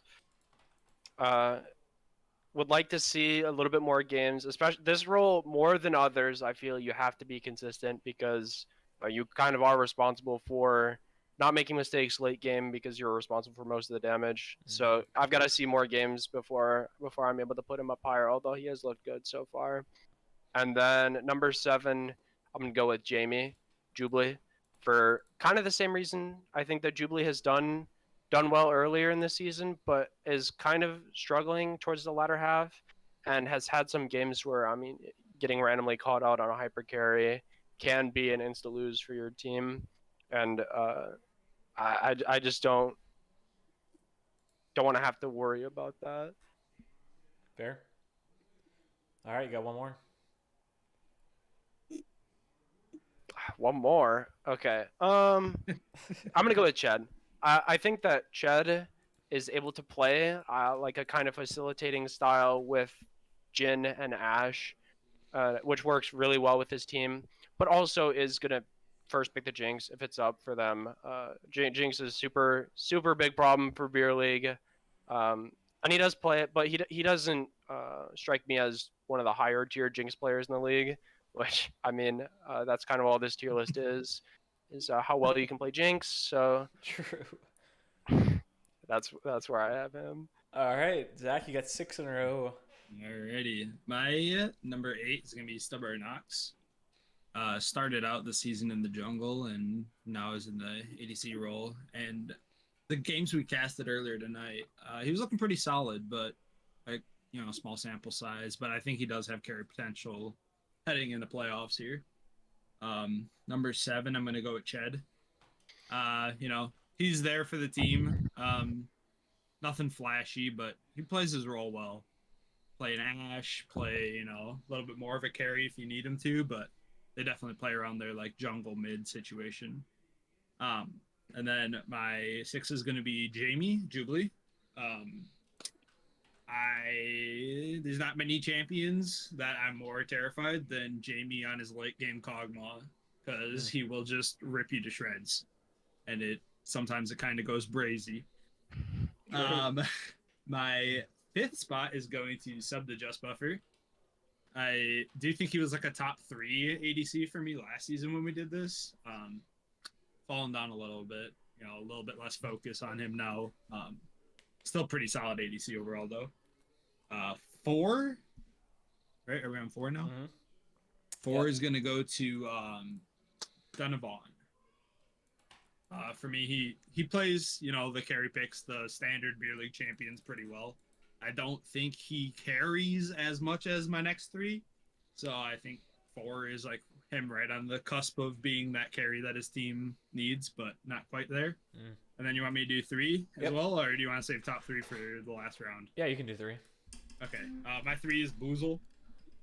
I know he hasn't had many games on his current roster IFF, but I think he's played more games ADC for my team than my own ADC. So I've been able to see a lot of it and kind of how he interacts. He's never like begging for resources, but with the resources he does get, he's had some crazy pop-offs. Darn near a pentakill on Zeri, I think a couple weeks ago. So I think he definitely has a lot of firepower going into playoffs here. Yeah, good take, good take. All right, Reese? All right, so next up, I've got sub to Just Buffer. Like everyone said, really good ADC in past, but isn't quite looking as good as previous seasons, but he still does his role very well. And then I've got Donovan. I think that he plays, his Xayah especially is what I am thinking of this season, that he plays very well, but with his recent move to Amsterdam and higher ping, I'm kind of worried on how reaction times and stuff like that, especially in a role that you have to be quick on your fingers to be able to get away from pressure. I'm worried on how well that's going to go, but definitely exciting to watch. And then a person that we've seen sub a lot, Boozle. I've got him at 3. He plays the hyper carry style very well, and he's playing Zeri, he's playing Jinx, he's playing Sivir, and I mean he's making Ashe look like a hyper carry as well, which I know some people are gonna argue on whether or not she is, but he makes it look like one. So he does a very good job, but doesn't really play anything outside that style. So that's why I'm at 3rd. Yeah, fair. All right, and back to me. So here I'm gonna go with Ched. I think he's had a good season. I think actually these two people back to back, Ched and Donovan, very similar roles on their team. Just consistency is all they've been this season, and all they really need to be. I mean, both of these teams, they were fighting for #1 seed overall in the whole league last week. Very similar teams. Well, not necessarily in play style, but these guys placed very similar roles. So that's where I'm putting them. I think Donovan's just been a little bit more impactful in the season. But yeah, I mean, they're pretty much interchangeable in my opinion. And then number 3, Boozle, no doubt. The guy has been very good. Both subbing, but especially on IFF. It's kind of a 2-pronged sword now. Boozle and Impex, they've both been kind of popping off. So definitely someone to look out for. We're playing against them in the first round, so it's gonna be fun to play against them. Also, already won Player of the Week. First season or first week he played? I mean, come on. All right, Richie, finish it off for you. All right. For 5, I had Stubborn Ox. I got to play with him in the jungler role on IFF for a bit. Didn't really get to see his AD carry, obviously, but just going to give the benefit of the doubt here, since that is kind of his main role. Actually, he climbed to Masters with it. So, especially because Jinx is so strong in the meta, that's what he was primarily playing. So if he's able to get that, should be pretty solid. For 4, these top 4 are all super, super close. But I do have Donovan for 4. It's a bit tough to rate him and Slap separately because they're like one unit down there. They kind of, they're so in sync. But I think he's had very solid performance all across the board. And also when I was playing there's a really tough, lane to go against very strong lanes. So I'm definitely able to create those leads for themselves. And, And then for 3, I have Jubilee. I think for LB, their bot lane's been kind of a rock and consistent in what team that's otherwise, maybe some other roles are playing for fun a little bit, whatever. And, but they seem to be consistently doing well and going even or winning lane. And, Jamie's consistently scaling up for the mid to late game very well and has good performances there. Then for the second, I have Nectarish, super solid player. I feel like he always ends up strong no matter what. Very good about getting resources, even in a losing game. He'll find a way to go and farm up in a side lane or whatever, or, there's no downtime. He's always doing something and just really good macro play that way. And then, of course, leads number 1 for Reese again in the All second hail Both role. rolls. Yeah. Both rolls. Oh my. Don't want him to go just had too much, but again, it's the same reasons as top lane. Really flexible, willing to play just about any AD carry down there. Really, really good macro play and game knowledge, and just just even if it's like a tough lane, he's just you might win lane and then you look and he's like 30 CS up and just an item ahead of you. So I'm on here. I go, okay, whatever. That's it for mine. Yeah, so for me, a bit different take. I think Reese, I'm putting you in the second slot. Played really well this season, but kind of leading to, no bad comments or anything, but kind of leading to Nectarish. I think this guy has been in his own world. The guy could have won Player of the Week like 5 times this season. I mean, it's been insane. The guy carries every single game for KDA. He's always impactful. Same with Rowdy Fan. I think that's like the most surprising duo in the Beer League this season. Absolutely just took over. They win every single lane. I rarely see them lose. And then not only win, they just destroy people late game. Like, it's not even close. So for me, Nectarish a mile ahead of everyone this season. Let's go to Austin. Going to me, throwing it. Yeah, let's throwing go it to my way? Austin. Yeah. All right, yeah, I got a little bit. stick Oh, in there. interesting. All right. Yeah, I wasn't sure about that. No one wanted to hear my Donovan take, so it's fine. Number 5, Donovan. All right. Number 5, I got Seb to just buffer. I feel like every week in running it down, I keep saying the buffers are looking good. The buffers are looking good, and he's been a big part of that. I would say he went toe to toe with Nectarish on. He had a Kate lane, and then he swapped and did Triss mid. I mean, it's just one series, but I thought that was super impressive the way he played it. So really props to him. Number 4, I got Ched. I think him pulling out Senna was really good for TT. It looked really strong. Let Porkchop get some good different champs in there too. So I thought he's played really well this season. I got number 3. I got Reese. Again, the swapping looks really good. And he's been a fantastic player. One of the first to pull out Severins looked really good. And of course, Jinx. I got number 2. I got Nectarish. I mean, there's almost nothing to say here except that he's been fantastic all season. One of KDA's best players and been carrying all season. And then I obviously have some one bias here, but we are 12-0, number 1 in the league. So I'm giving it to Donovan. I think he's had a really good, he's got good champ pool. I feel like we've won lanes and we played Nectarish, the number 2 on my list last week, and he was already in Amsterdam, and we smashed him in lane. So that's my take. Woo! Coming at him. Are they on your side of the bracket or what? I forget. They will be because we put them there. Oh my goodness. Oh my goodness. All right. Clipping that one, putting that one in league chat. Yeah. All He right. is just telling the truth, guys. For real. I gotta Oh, four, these are I gotta facts. four These one are players in facts. the one spot, but I can't argue with it when they just sweep the entire playoffs. So Right. That's I true. guess it is what it is. All right, Zesty, you're up. All right, yeah, I'll take it. My number 2 is gonna be Reese. I do believe this is Reese's better role, and I think he has more carry potential. Which you may be like, why is he 2 when he's 1 in top? I think the ADC pool at the top end is just a little bit stronger than the top pool, so that's why. Just carry, he'll be 10 CS a minute. He'll be top of the damage charts. Give him Jinx, he'll take over the entire game without asking any questions. And then Nectarish is up at my top just because I think that guy is a nightmare to play against. He plays stuff like Vayne. I'll always hate Vayne. So any guy who's good at Vayne and just absolutely pops off every time he gets the champion, and then every other ADC he plays as well, just super solid ADC.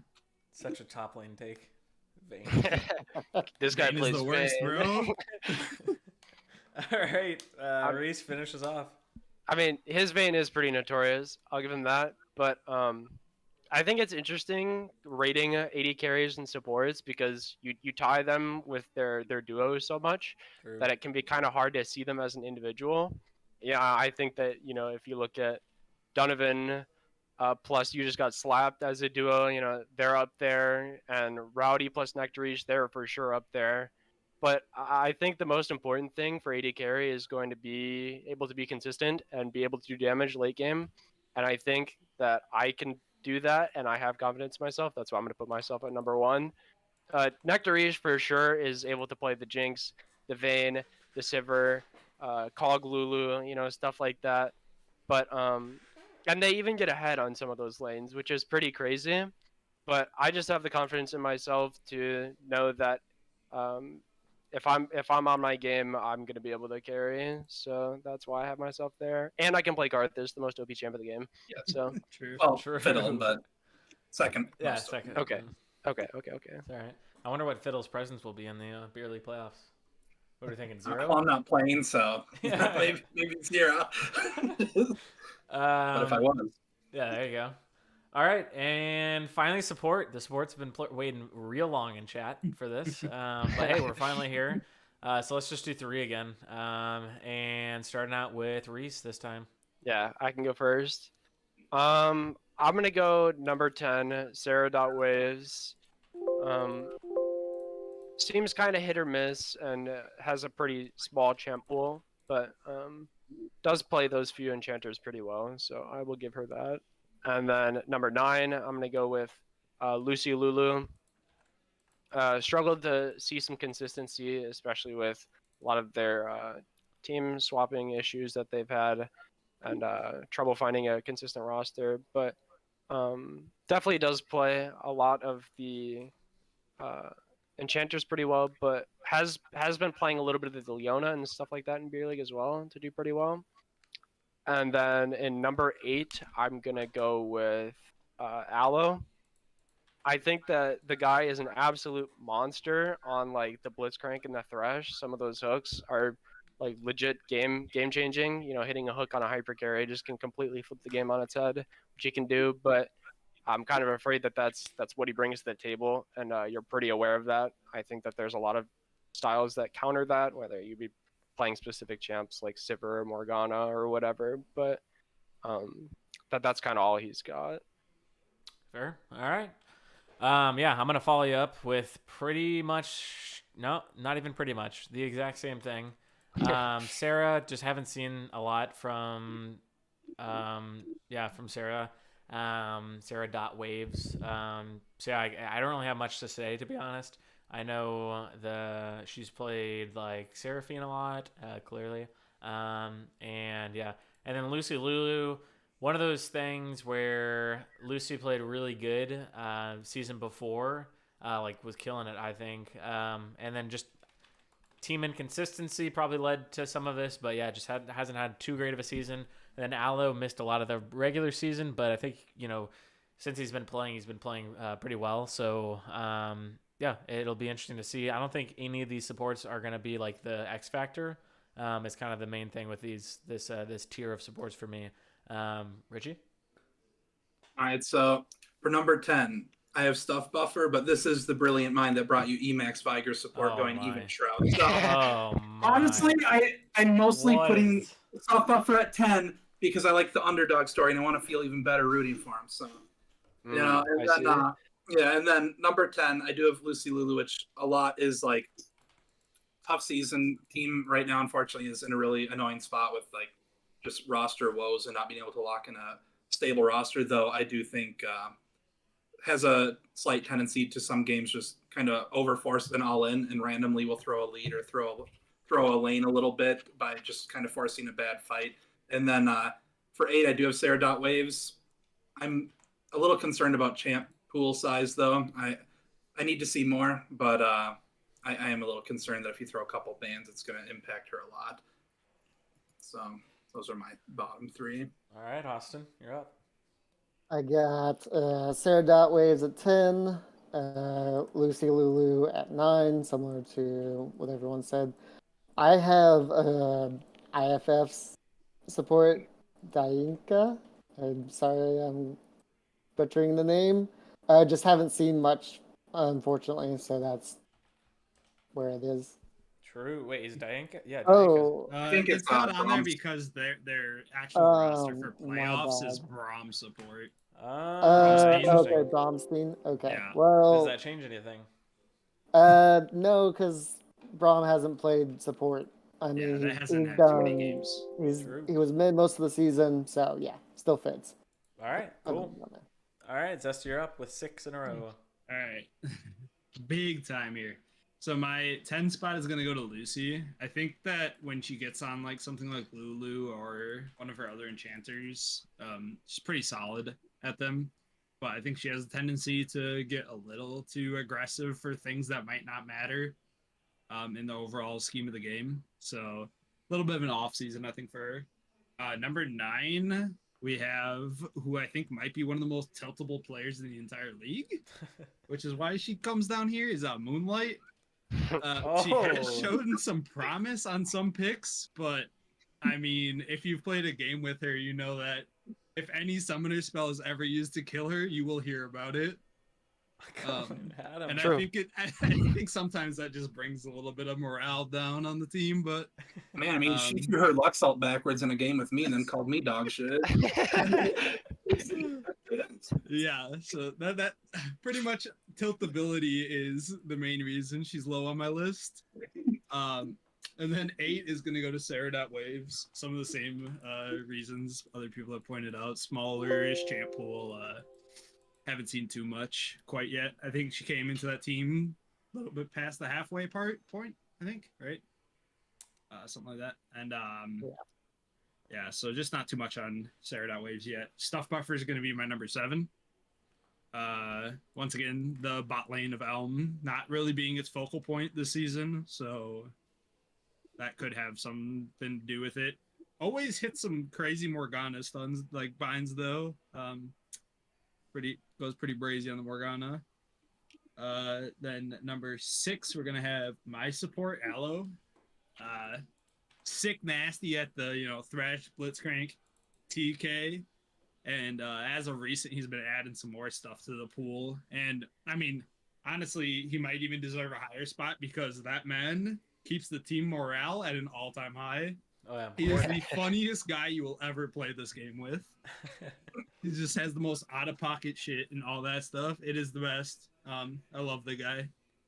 And then finishing off my round here for the 5 spot, we're gonna have fellow host here. You just got slapped. Once again, I think bot lane might not be the focal point of that team. I think they play a lot around mid. That definitely does some solid stuff, but I don't think you're gonna see him solo carrying the game with a lot of plays or anything like that. So I think he fits right in the middle pack. Comes back to the. You got me what, back. Wait, You what got did me he? back. What was the ranking? Of Oh, actually, I had this before this. I see how it works. Wow. I All swear to right. God, I haven't touched it since we started. Austin, you're up, and you haven't ranked Zesty's support, so Yeah. Might as Can well start I? out I there. gotta change my rankings My real fast. pike goes brazy, man. No, I got so Aloe at 7, just to get back at Zesty a little bit. No, I think his hooks were really good. Just not the focus of the team, and definitely has a certain play style. But Stuff Buffer at 6, I'd say honestly just solid performance all season. I thought it looked good. And then I get number 5, right? Yep. So here I'm putting Zaid. I think the Nami was one of the reasons they were winning games, and then it just kind of fell off.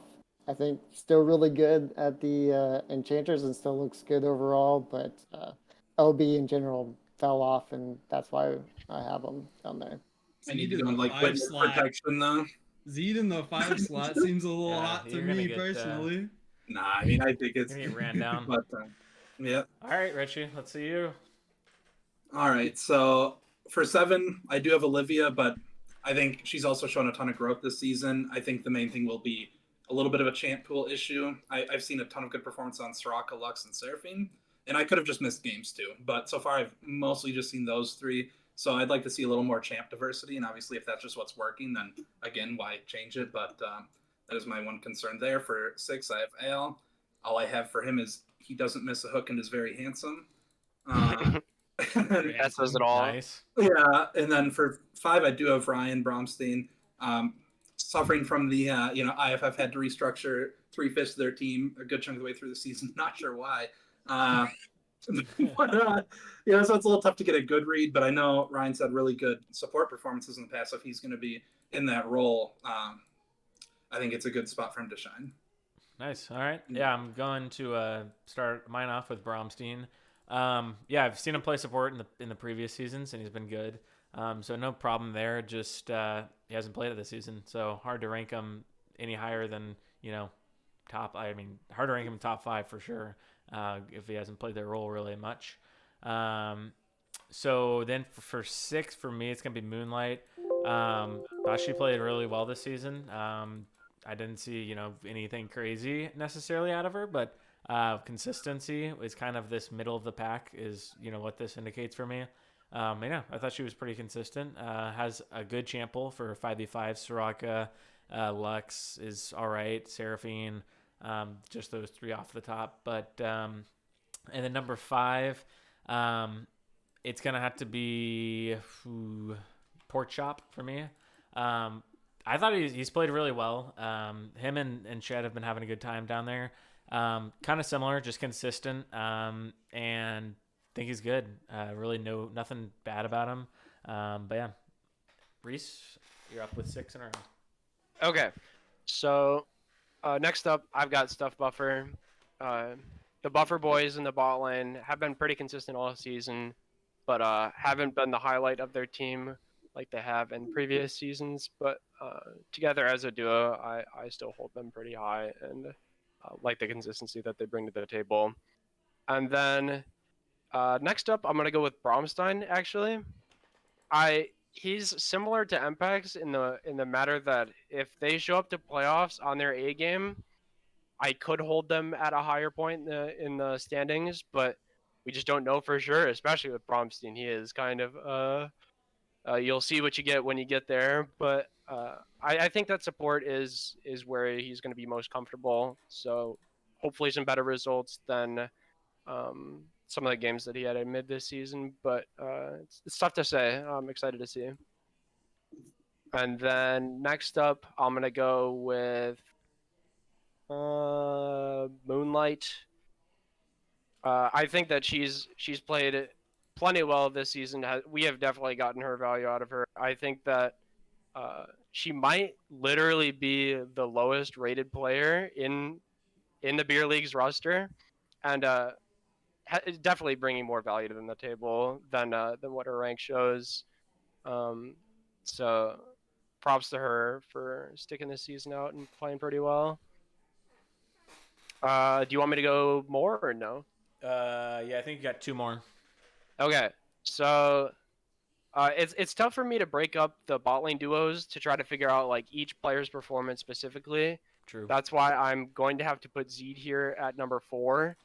When I was thinking about this earlier, I was thinking about like how strong Zed was, but I guess I'm thinking more of the Nami Lucian duo that him and Julie were playing a lot earlier in the season.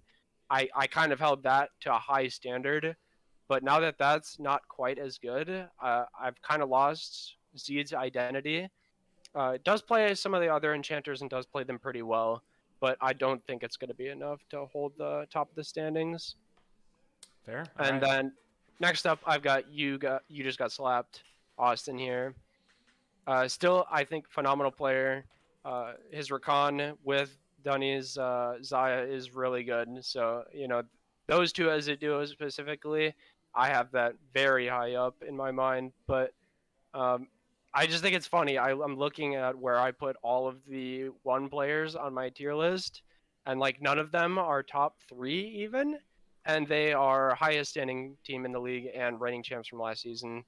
Yeah, Little sus. disrespected.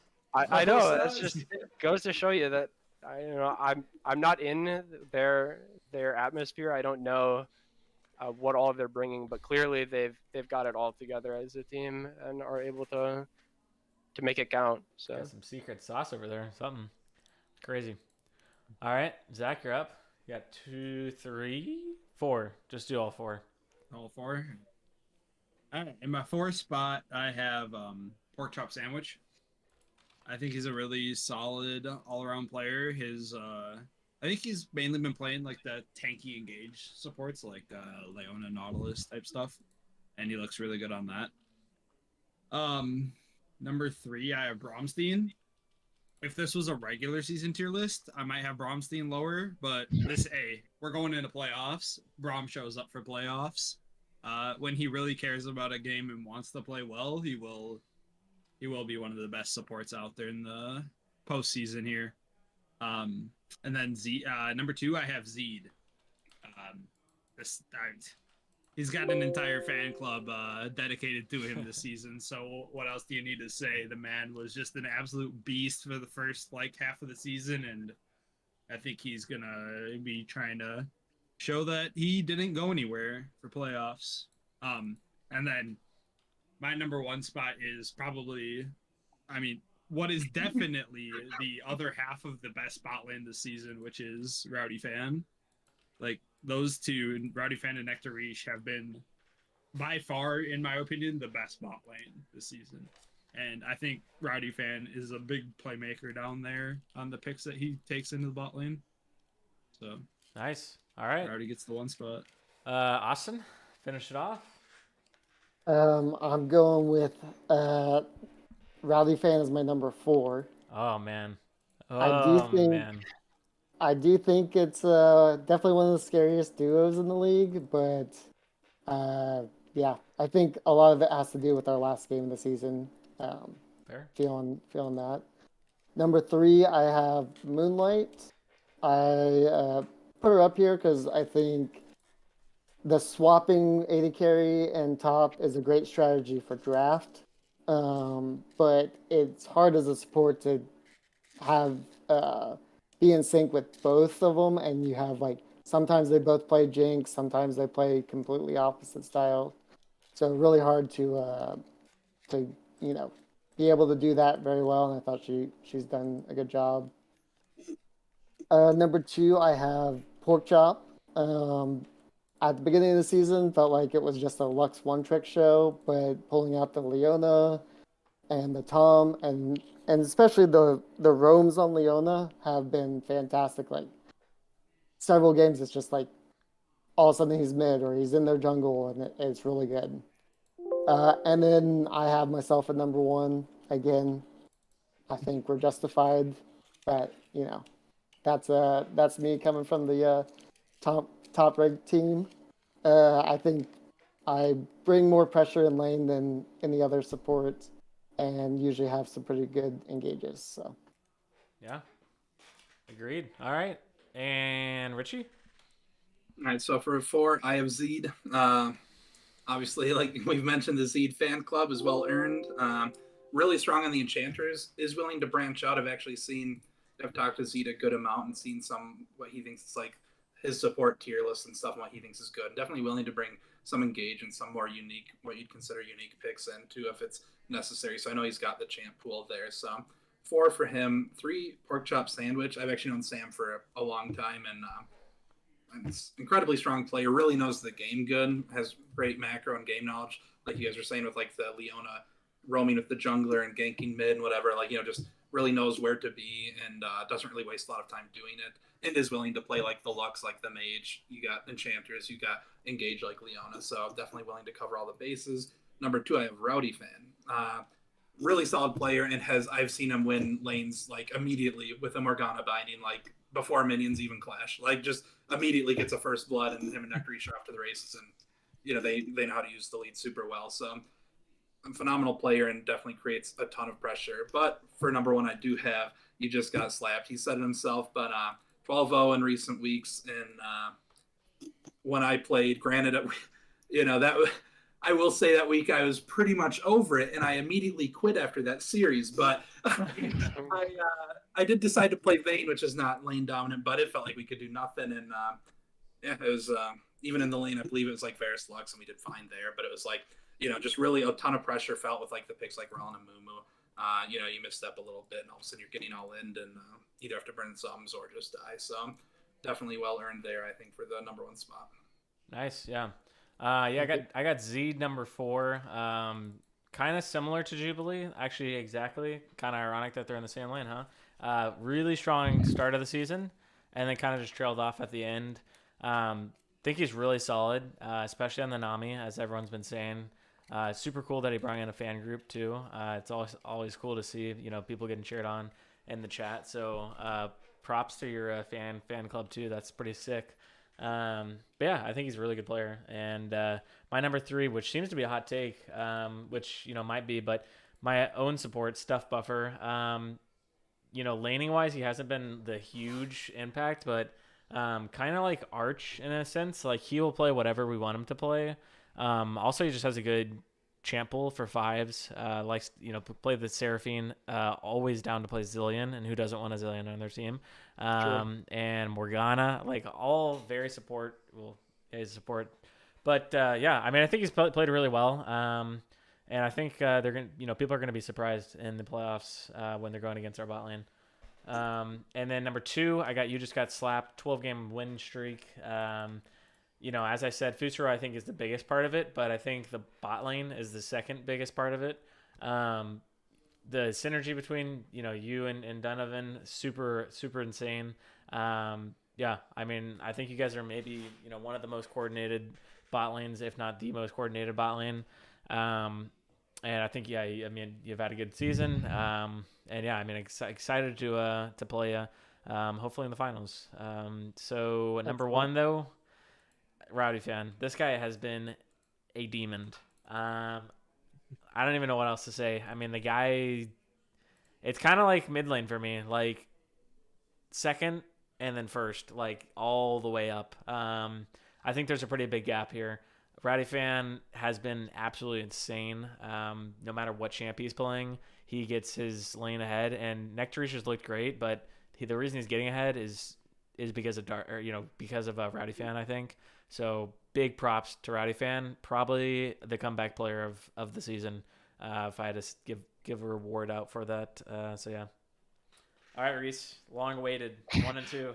Yeah, nice. I'm gonna have to go with Pork Chop Sandwich in second place. I think that he has done a really good job of facilitating his whole team, along with Pyroan. I think, especially on his Leona, has made so many roams to get mid ahead, and just playing an aggressive style bot lane that gets them ahead when they want to try to go for that play. And so big props to him there, and even playing some poke style stuff like Lux and Xerath to play a lane dominant type play style. So I think he well deserved in his spot there. But number 1 is just to Rowdy Fan. Rowdy Fan and Nectarisha as a duo, I think it's crazy. They are winning almost every lane, no matter what champions they're playing. It could be on something like Vayne Lulu, which isn't known for being lane dominant, but they're coming out of lanes with kills, with plates, with gold leads. It's pretty intense how much pressure Rowdy's generating, and he does play that enchanter style that goes with the enchanter or the hyper carries like Jinx and Vayne very well. So I think both of them as a duo are super good, but Rowdy definitely is up there at number 1 for me. Yeah. All right. Well, that'll finish it off. I guess I'll just like leave this up for like 2 seconds while we transition to the next part. If you didn't see this top section, here it is. Here, I think I can get top and jungle in there. Look at that for a second. I'll scroll it down. But yeah, so the next portion, what we're going to do, we're going to finish it off with the playoff bracket prediction. I'm pretty sure if you haven't already, there's a link in the Discord. It's in league chat. I'll actually throw it in right now. The cameras are going to mess up here for a second, but I'm going to throw it in. So what this is it's just a league-wide bracket. So go fill it out and go sign up for it. It's going to be fun, just for fun. I think we might be doing like a side bet on the side, maybe some of us. So yeah, it's going to be fun, but go fill it out. You can do it with us when we're doing it. The ranking's still in the way if you're trying to show it off. I have not yet, but that's a good Just point. post it in chat. or Yeah, I something. saw. Yeah, I just posted it. I just posted in the league chat. So if you want to go check it out, go check it out. But yeah, so let's go ahead and switch it over to the playoff bracket here. Let's see. I'm gonna throw it in here for people that might not be in the. Yeah, that's good. Yeah. Cool. All right. Well, here we go. So can't fit everyone's bracket on the same screen, really. So it's going to be zoomed out here, but I'll zoom in once we're doing each person's. So what I'm thinking, if you guys think we should just go game by game, everyone gives their take like real quick. Winner. Sure. Cool. And then let's give the score too. What you actually think the series scores are going to be, not just like, oh, I think this person's going to win. So we'll start top left. We'll go Rihi as up first. Let's start on the top of the bracket. RP versus Bad, Group B, wild card. I think 2-1 RP. 2-0. 2-1. Oh, 2-1. 2-1. Yeah. 2-1 RP. Okay. Nice. Any particular reason? No, I mean, this one is, it's a little tough to predict, especially because RP is still looking for a mid laner. But I think the pieces that are there are enough to take it. So Fair. All right. And I'm going to highlight this. Yellow. Actually, let's do this. All right, and then let's go down. So Reese, you'll be next up. What are you thinking? I'm going same as Richie, 2-1 RP. I think that, like you said, the pieces that are there are really good, but I wouldn't put it past Bad to take one game, and honestly, even take the series, especially if they show up on their A game. But I think most likely outcome we've got here is 2-1 for RP. Yeah, nice. All right, cool. All right, and then we'll move across the screen. So, yeah, I think I have similar outtakes. I don't know. I just don't know if I can believe in Bad, considering they haven't played for the past 3 weeks. So it's going to be a 2-0 for me for RP. Same result, just quicker. And yeah, I'm pretty confident in that. And so, I mean, hopefully the game happens though. So fingers crossed on that. All right, Austin. Yeah, I'm gonna go 2-0 the RP. I think they've shown that they're pulling it together in the last little bit, assuming they get a mid laner and all that. But yeah, I think they're looking good. Nice. All right, Zesty. Yeah, I mean, after watching RP's performance in Week 13 here, right before playoffs, I got to give them the 2-0 win over Bad for this playoff game. Nice. Okay. Now let's go down to the wild card, but let's just free ball it. Who wants to go first? Anyone have a hot take? I have ELM 2-0. I don't think that's too hot, but I think y'all have the synergy. You played through the playoffs last season from a low seed, and I think you'll do it again. So Fair enough. All right, I guess I'll go next. Yeah, I'm gonna put 2-1. I think Elm or IFF might be able to take a game off of us. We did just play them and we went 1-1, so I wouldn't be surprised. But I think we're gonna come out on top no matter what. I could see it being a 2-0, but I honestly wouldn't be surprised if they did take off a game. I think their team, as I was saying in the rankings, is actually really good now. All right, Zach. I can go. Yeah. Off to the right there. I wanna say IFF 2-1, but knowing Elm and Trevor's history, they will make it to finals and then shit the bed. Let's go. So I have to go Elm 2-1. I have to. History repeats itself. That's just how it goes. All right, Richie or Reese?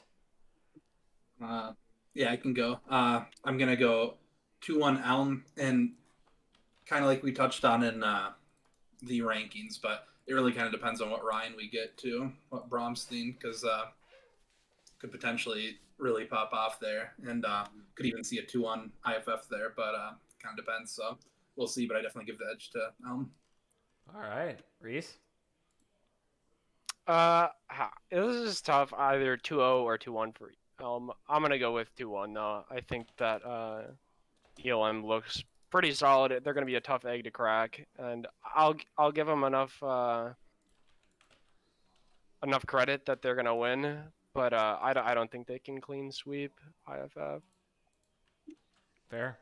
All right. If I can figure this out, let's see.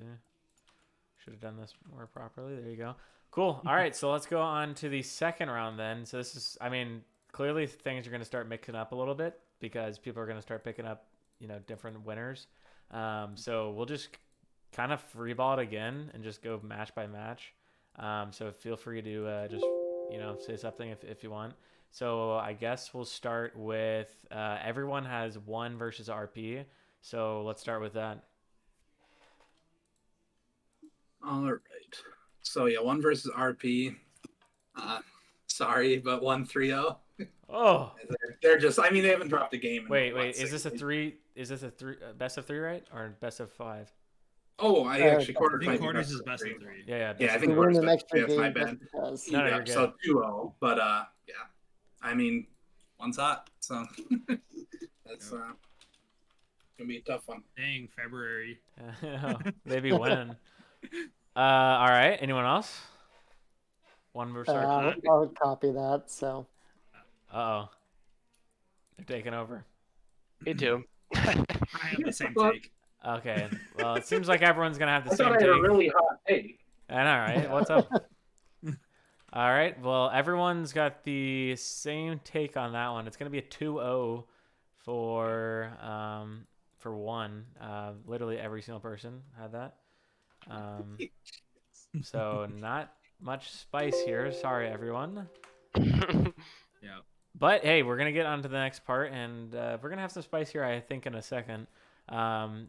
So going on to the next match, it's going to be MDC versus KDA, number 2 seed MDC in Group B versus number 3 seed KDA. Which, fun fact, number 2 seed in Group B is lower than number 4, 3, and 2 seed in Group A. So do what you will with that. But all right, who wants to go first?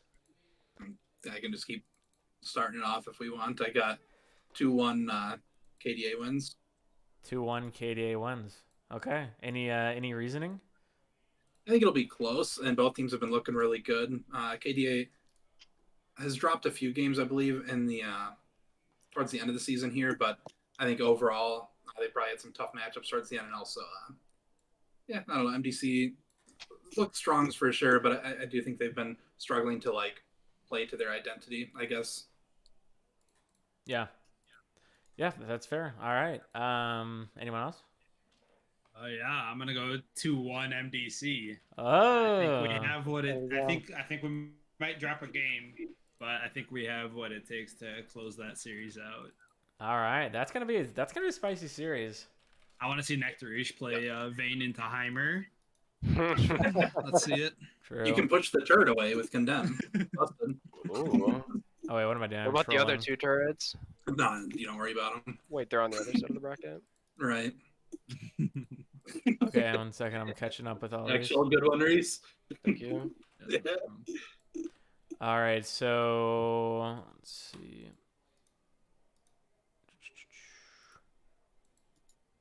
Uh-oh. Plus, I just have to prove Austin wrong. Somebody's do got it. to. Yeah. All right, Reese, what do you think? we picked you guys into the other league #1 because we thought you were going to be the scariest team. So Yeah. you just gotta prove me right. True, actually. True. I don't know. This is such a tough call for me. I think that KDA has more team synergy, which is why I'm gonna go 2-1 with them. But I do like the way that MDC's team stacks into them. I think that Cody will probably be able to generate a pretty big lead, but I'm curious if he's gonna be able to convert it into a W, especially against Hypercarry plus Enchanter duo. Like I'm gonna guess Lulu is gonna be banned because there's no way he's playing Rengar into Lulu. But yeah, I think it's gonna be KDA 2-1. KDA 2-1. All right. So a couple KDA 2-1s. No 2-0s yet. I'll go next. Yeah, I think it's gonna be same result. KDA is just more well-rounded. I think I've just been playing better. And honestly, I just don't know where NDC is gonna find their advantage. I don't think they have a big enough gap top lane, and I definitely don't think that. I mean, the bot lane is just. It's a good matchup for KDA, honestly. And honestly, you know what? Hot take. It's gonna be a 2-0, not a 2-1. They're not gonna win a single game. Oh my gosh. Yeah, it's gonna be rough for MDC. They're having a rough exit, but hey, hopefully next year, right? Hey, this is the treatment one got last season. So True. we're gonna do what Alright. one did. Yeah. All right. Yep. All right, Austin, what do you got for Well, us? then I'll make sure to keep it going the same way. I mean, I was gonna have the hot take of the 2-0 KDA, so I think as a team they look good. I think they'll be hungry after the series they had against us. So Oh my, the tides are turning. It's not looking good. All right. And going down to the bottom side of the bracket, you got TT versus LB. So, yeah, this one, I got to give it to TT.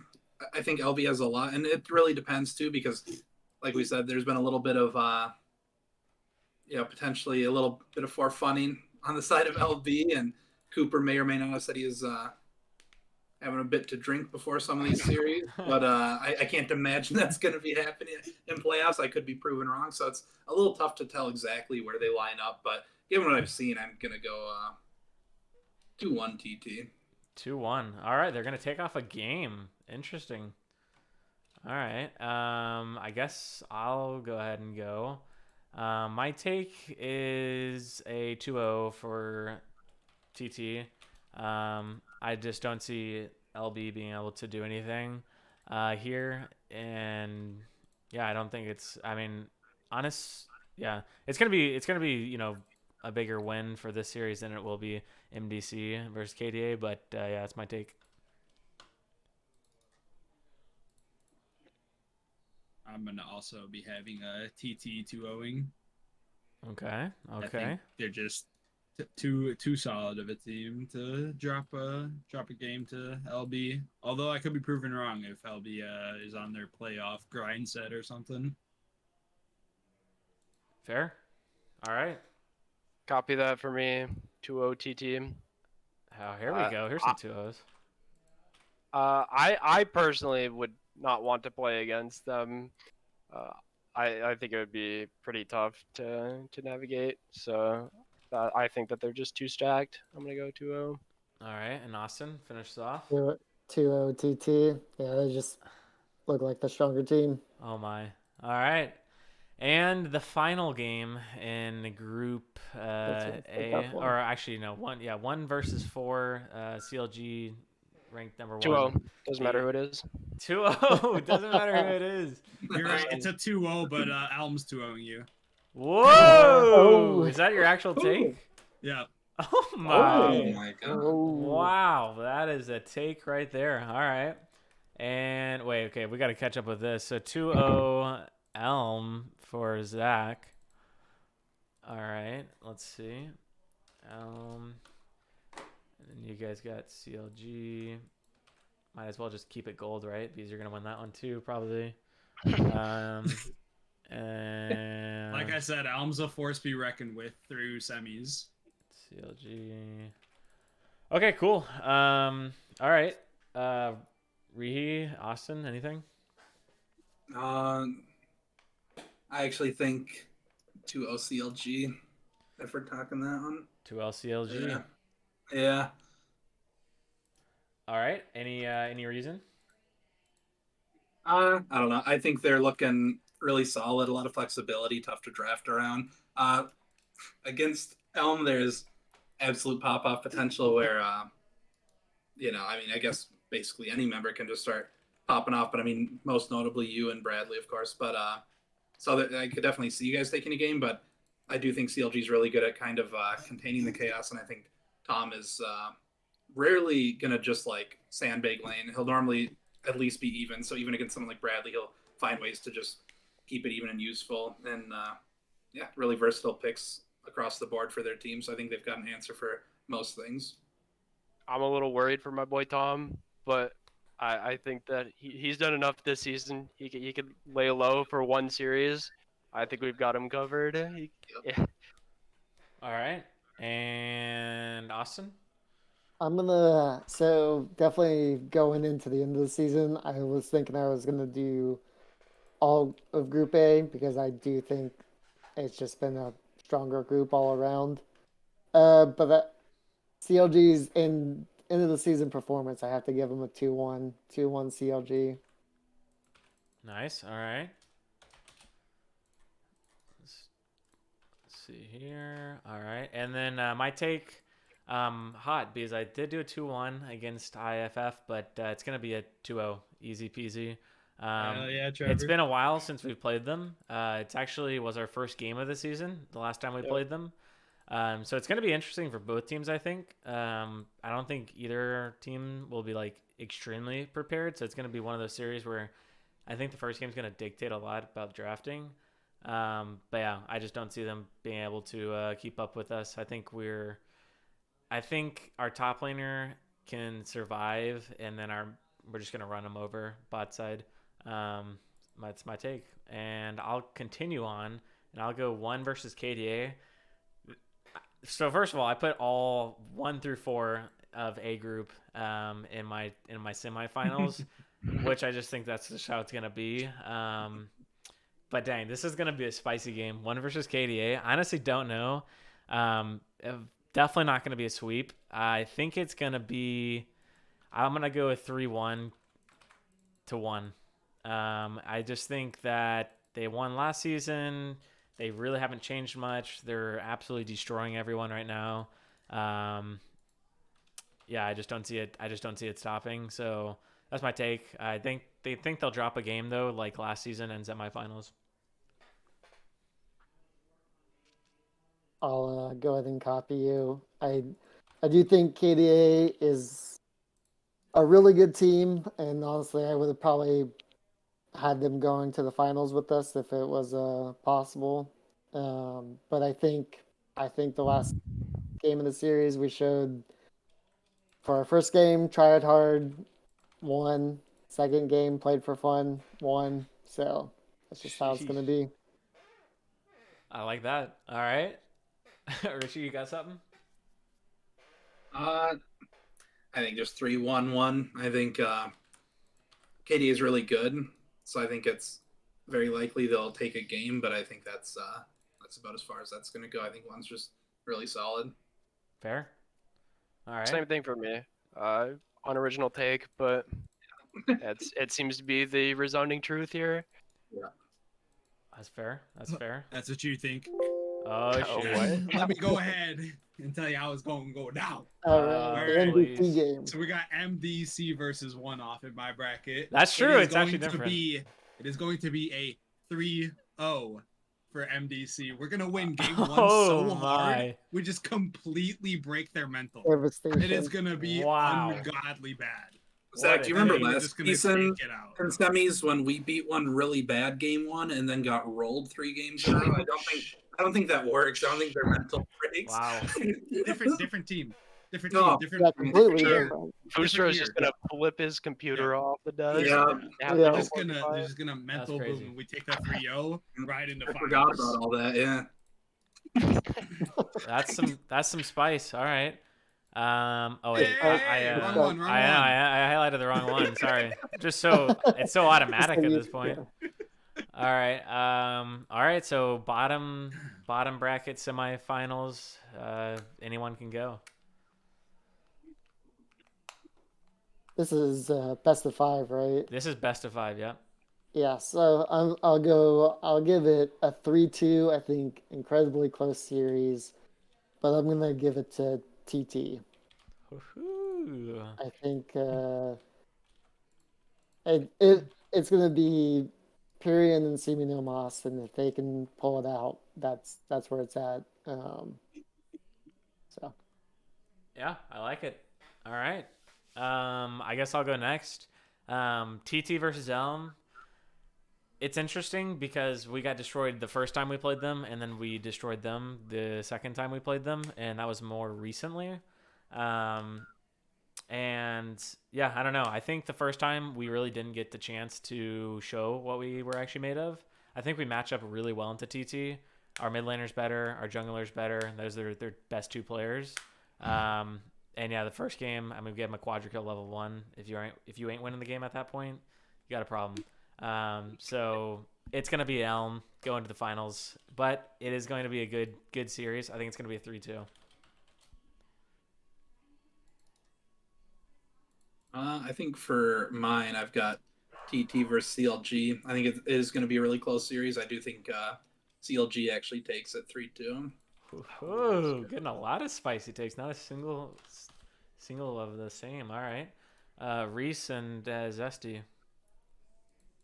I'm going 3-1 for CLG. I am definitely scared of TT. I think that the dual lane mid could be a problem, and especially in a best of 5, I think that even if we play really solid game 1 or 2, I think we could get lazy and drop a game to just like a all out Trundle carry or something like that.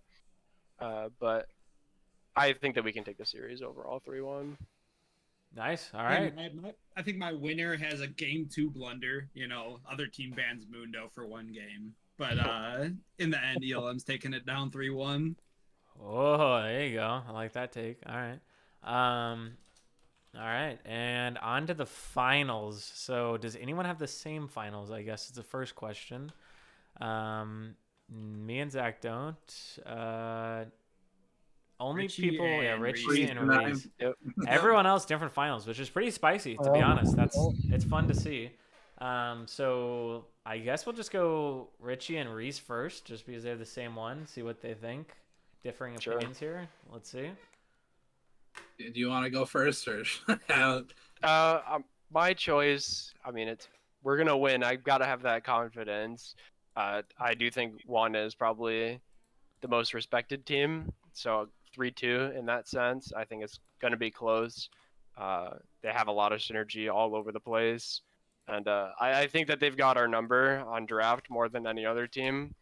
So that could be an issue, but I still think that we're gonna be able to take down a dub. Spicy. Let's go. All right. Taking down the reigning champs.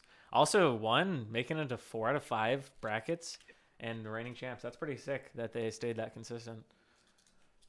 All right, Richie, Yeah. let's see it. Potentially my hottest take, but I also am going CLG 3-2. Oh my. That is a hot take.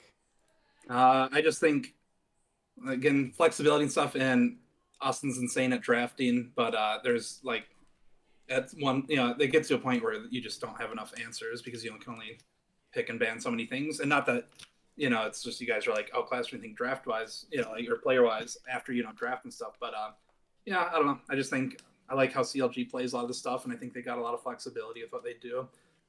One is definitely known for the kind of the meatball style, and it's worked wonders. You guys are 12-0, and you guys stomped through playoffs, only dropping 1 game, kind of with the same style last season. But yeah, I like to give the edge to the team that's a little more, versatile with the different play styles. So I think it's going to be really close. I could see it going either way, but 3-2 CLG. Banger 5-game finals. No matter who's in the finals, I hope it goes 5 games because that would be sick. I feel like we have had really bad finals matches Probably mainly because my team getting swept 2 times in the past 3 seasons. But even before that, though, didn't like no AR was like a good series. I'm pretty sure.